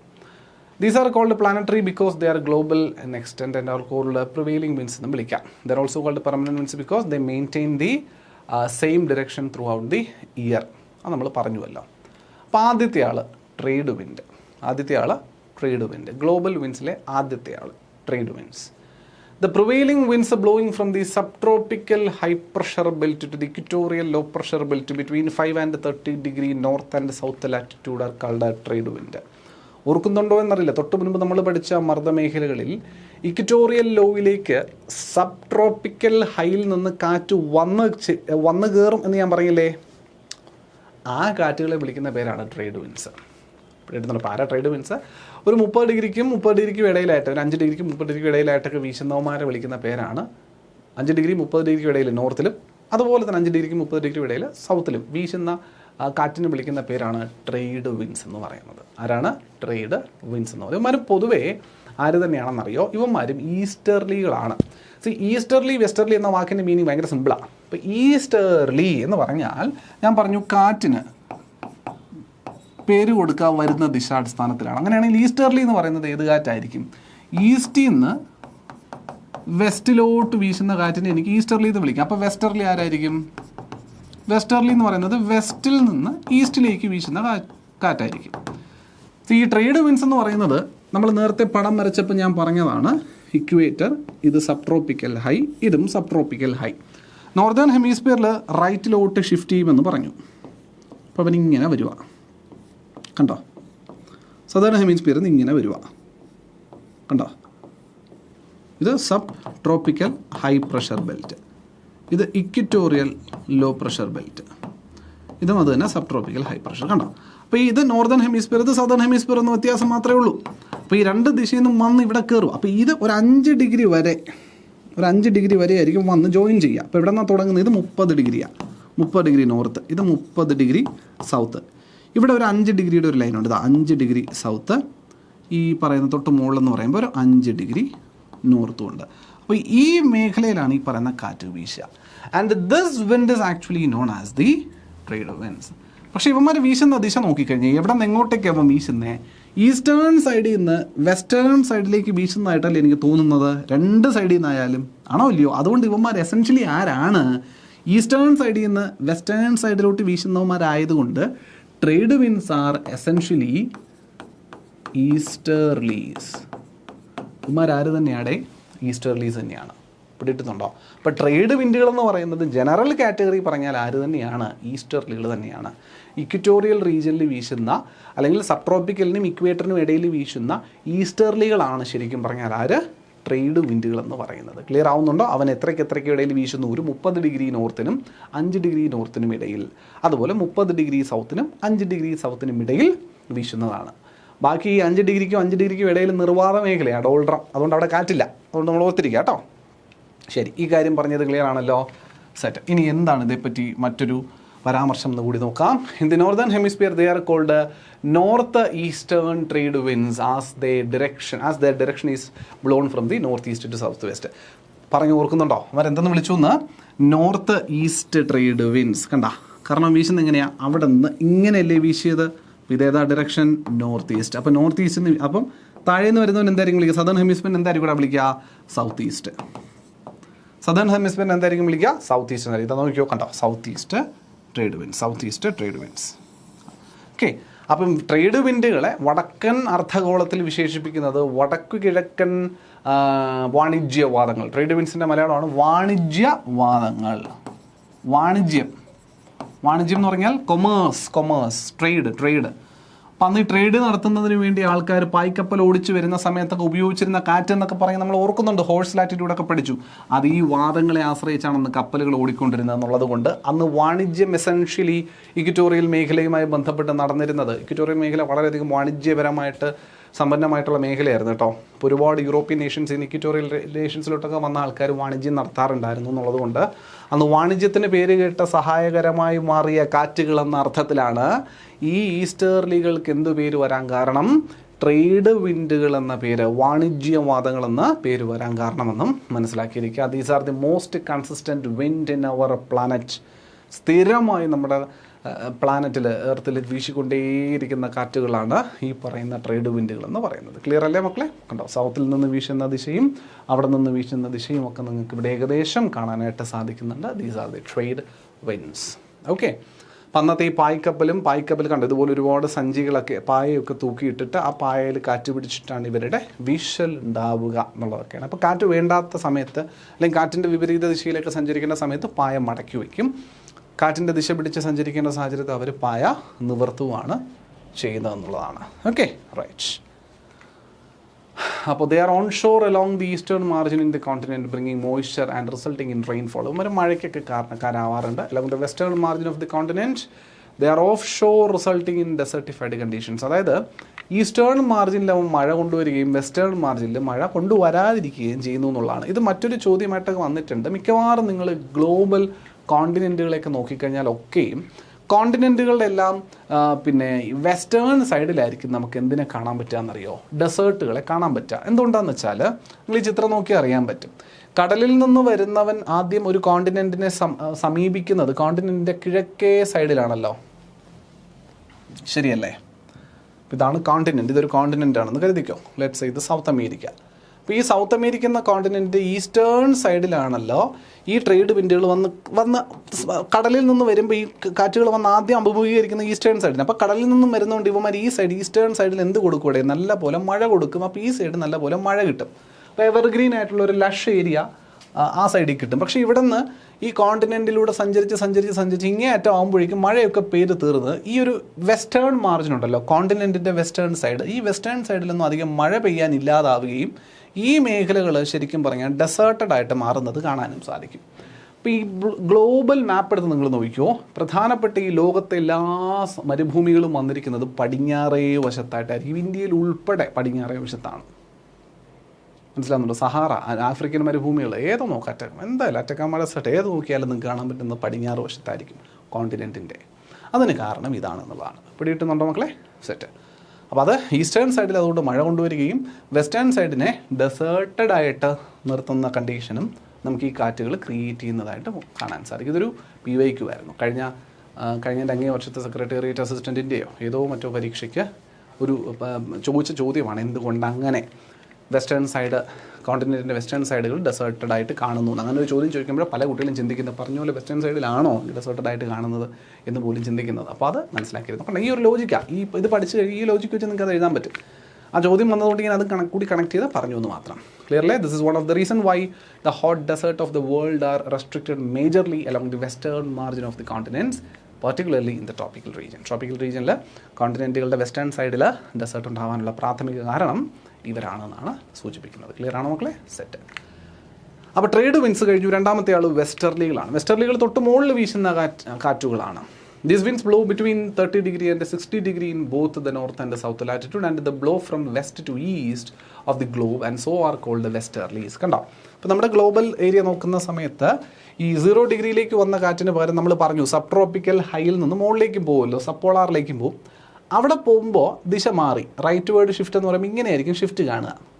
അപ്പോൾ അവിടെ നമുക്ക് ഈ ഈസ്റ്റിൽ നിന്ന് വെസ്റ്റിലോട്ട് വീശുന്ന പോലെയാണ് തോന്നുന്നത്. ഇവിടെയും അതുപോലെ തന്നെ ഈസ്റ്റിൽ നിന്ന് വെസ്റ്റിലോട്ട് വീശുന്ന പോലെയാണ് തോന്നുക. വെസ്റ്റിൽ നിന്ന് ഈസ്റ്റിലേക്ക് വീശുന്ന പോലെയാണ് തോന്നുക. അതുകൊണ്ടാണ് ഇതിന് എന്ത് പേര് വന്നത്? വെസ്റ്റർലീസ് എന്ന് പേര് വരാൻ കാരണം കേട്ടോ. 30 ഡിഗ്രിക്കും 60 ഡിഗ്രിക്കും ഇടയിൽ വീശുന്നതാണ്. നമ്മുടെ സപ്പോളാർ മേഖലയിലൂടെ കാറ്റ് കൊണ്ട് കൊടുക്കുന്നത് വെസ്റ്റർലികളാണ്. In the northern hemisphere, their flow is obstructed by land masses, but in the southern hemisphere, they flow very freely. അവർക്ക് ഒരുപാട് റെസ്ട്രിക്ഷൻസ് ഒന്നുമില്ല. 30-നും 60-നും ഇടയ്ക്ക് വീശുന്നത് എന്ന് പറയുമ്പോൾ അവർ മിക്കവാറും കടൽ മാത്രമേ ഉള്ളൂ, അധികം ലാൻഡ് ഏരിയ ഒന്നുമില്ല. അതുകൊണ്ട് അവന്മാർ നല്ല വേഗത്തിൽ വീശിക്കളയും കേട്ടോ. അങ്ങനെ സതേൺ ഹെമിസ്ഫിയറിൽ നല്ല വേഗത്തിൽ വീശുന്ന ഈ വെസ്റ്റർലികളെ ഓരോ ലാറ്റിറ്റ്യൂഡിലും അവൻ വീശുന്ന വേഗത്തിനെ അടിസ്ഥാനപ്പെടുത്തിക്കൊണ്ട് പല പേരായിട്ട് കൊടുത്തിട്ടുണ്ട്. 40 ഡിഗ്രി ലാറ്റിറ്റ്യൂഡുകളിൽ അവനെ റോറിംഗ് ഫോർട്ടീസ് എന്ന് വിളിക്കും. അപ്പോൾ ആരാ റോറിംഗ് ഫോർട്ടീസ്? വെസ്റ്റർലീസ് ആണ്. പക്ഷേ സതേൺ ഹെമിസ്ഫിയറിലുള്ള വെസ്റ്റർലീസ്, ഓക്കെ, സതേൺ ഹെമിസ്ഫിയറിലുള്ള വെസ്റ്റർലീസിന് വിളിക്കുന്ന പേരാണ് റോറിംഗ് ഫോർട്ടീസ്. എന്ന് പറഞ്ഞാൽ 40 ഡിഗ്രി ലാറ്റിറ്റ്യൂഡിൽ വീശുന്ന വെസ്റ്റർലിയാണ് റോറിംഗ് ഫോർട്ടീസ്, 40 50 ഡിഗ്രി ലാറ്റിറ്റ്യൂഡിലോ കുറച്ചുകൂടി വേഗത കൂടിയവന് അപ്പം പേര് ഫ്യൂരിയസ് 50s എന്ന് വിളിക്കും. Along 50 degree latitude furious 50s. അതുപോലെ ഒരുത്തനും കൂടിയുണ്ട് shrieking 60s along the 60 degree latitude. 60 degree ആകുമ്പോഴേക്കും ഷ്രീക്കിംഗ് 60s എന്നാണ് വിളിക്കുന്നത്. നോർത്തേൺ ഹെമിസ്ഫിയറിൽ വിളിക്കില്ല, സത്തേൺ ഹെമിസ്ഫിയറിൽ മാത്രമാണ് വിളിക്കുക. വൈ? ബിക്കോസ് സത്തേൺ ഹെമിസ്ഫിയറിൽ ഒരു ഡിസ്റ്റർബൻസും ഇല്ലാണ്ട് അവന് കടലിന് മുകളിലൂടെ എന്താ പറയുക ആർത്തിരമ്പി ഉല്ലസിച്ച് പിന്നെ വീശാനായിട്ട് സാധിക്കുന്നതുകൊണ്ടാണ് കേട്ടോ. Roaring 40, furious 50s, shrieking 60s എന്ന് വിളിക്കുക. അപ്പോൾ ആരാണ് ഇവനെന്ന് പിടികിട്ടിയല്ലോ? വെസ്റ്റർലികളാണ് blowing in the southern hemisphere.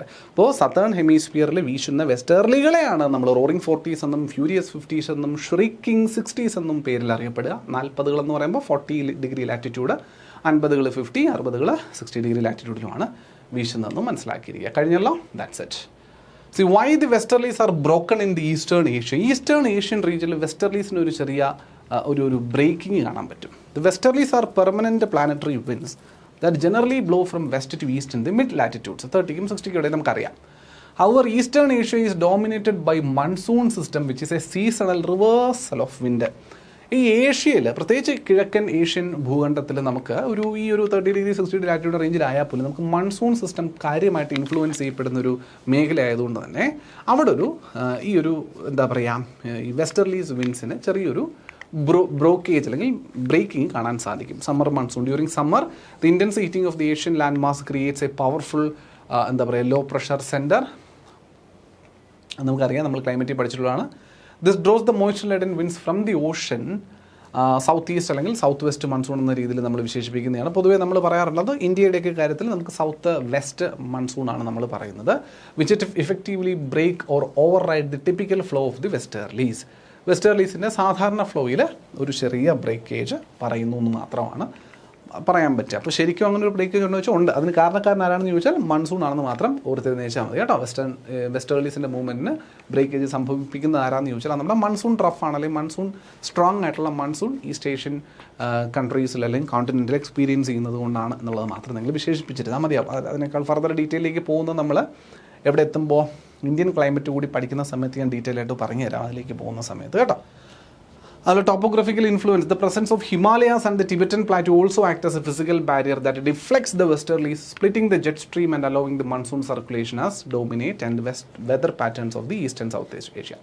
അപ്പോൾ ഇത് ഒന്ന് ഈ പറയുന്ന ഈ മൺസൂണിൻ്റെ സാഹചര്യം, രണ്ട് നമ്മുടെ ഹിമാലയം പോലുള്ള ലോകത്തിലെ ഏറ്റവും വലിയ പർവ്വത നിരയുടെയൊക്കെ ഒരു നിലനിൽപ്പൊക്കെ ഈ കാറ്റുകളെ സ്വാധീനിക്കുന്നുണ്ട്, കാറ്റിനെ ഡിഫ്ലക്റ്റ് ചെയ്യുന്നതിന് കാരണമാകുന്നു എന്നൊക്കെയാണ് നമ്മൾ പറയുന്നത്.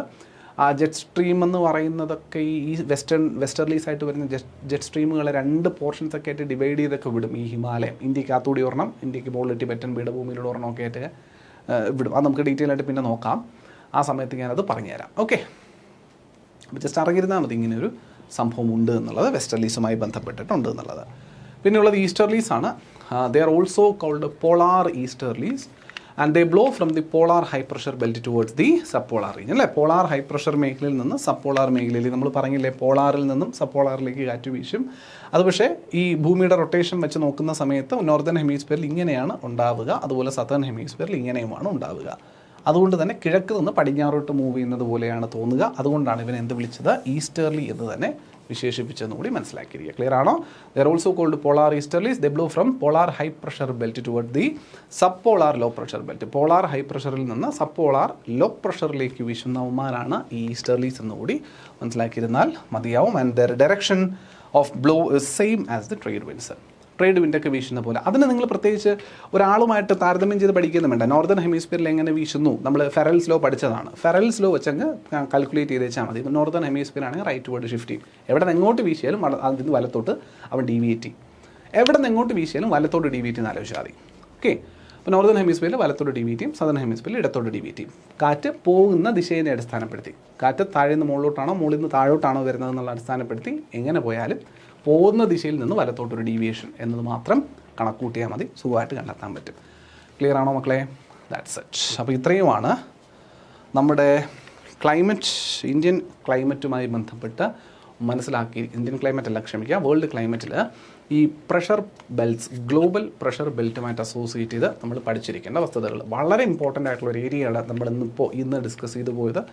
അത് എത്രത്തോളം ഇമ്പോർട്ടൻ്റ് ആണ് എന്നുള്ളതിന് ആദ്യം നിങ്ങളോട് ഡിസ്കസ് ചെയ്ത ഒരുപാട് നമ്പർ ഓഫ് PYQs ഉദാഹരണം മാത്രമാണ്. അടുത്തിടെ നടന്ന പരീക്ഷകളിൽ പോലും എത്രത്തോളം ഈ മർദ്ദ മേഖലകളുമായി ബന്ധപ്പെട്ട ചോദ്യം വന്നു എന്നുള്ളത് നിങ്ങൾ കണ്ടതാണ്, തിരിച്ചറിഞ്ഞതാണ്.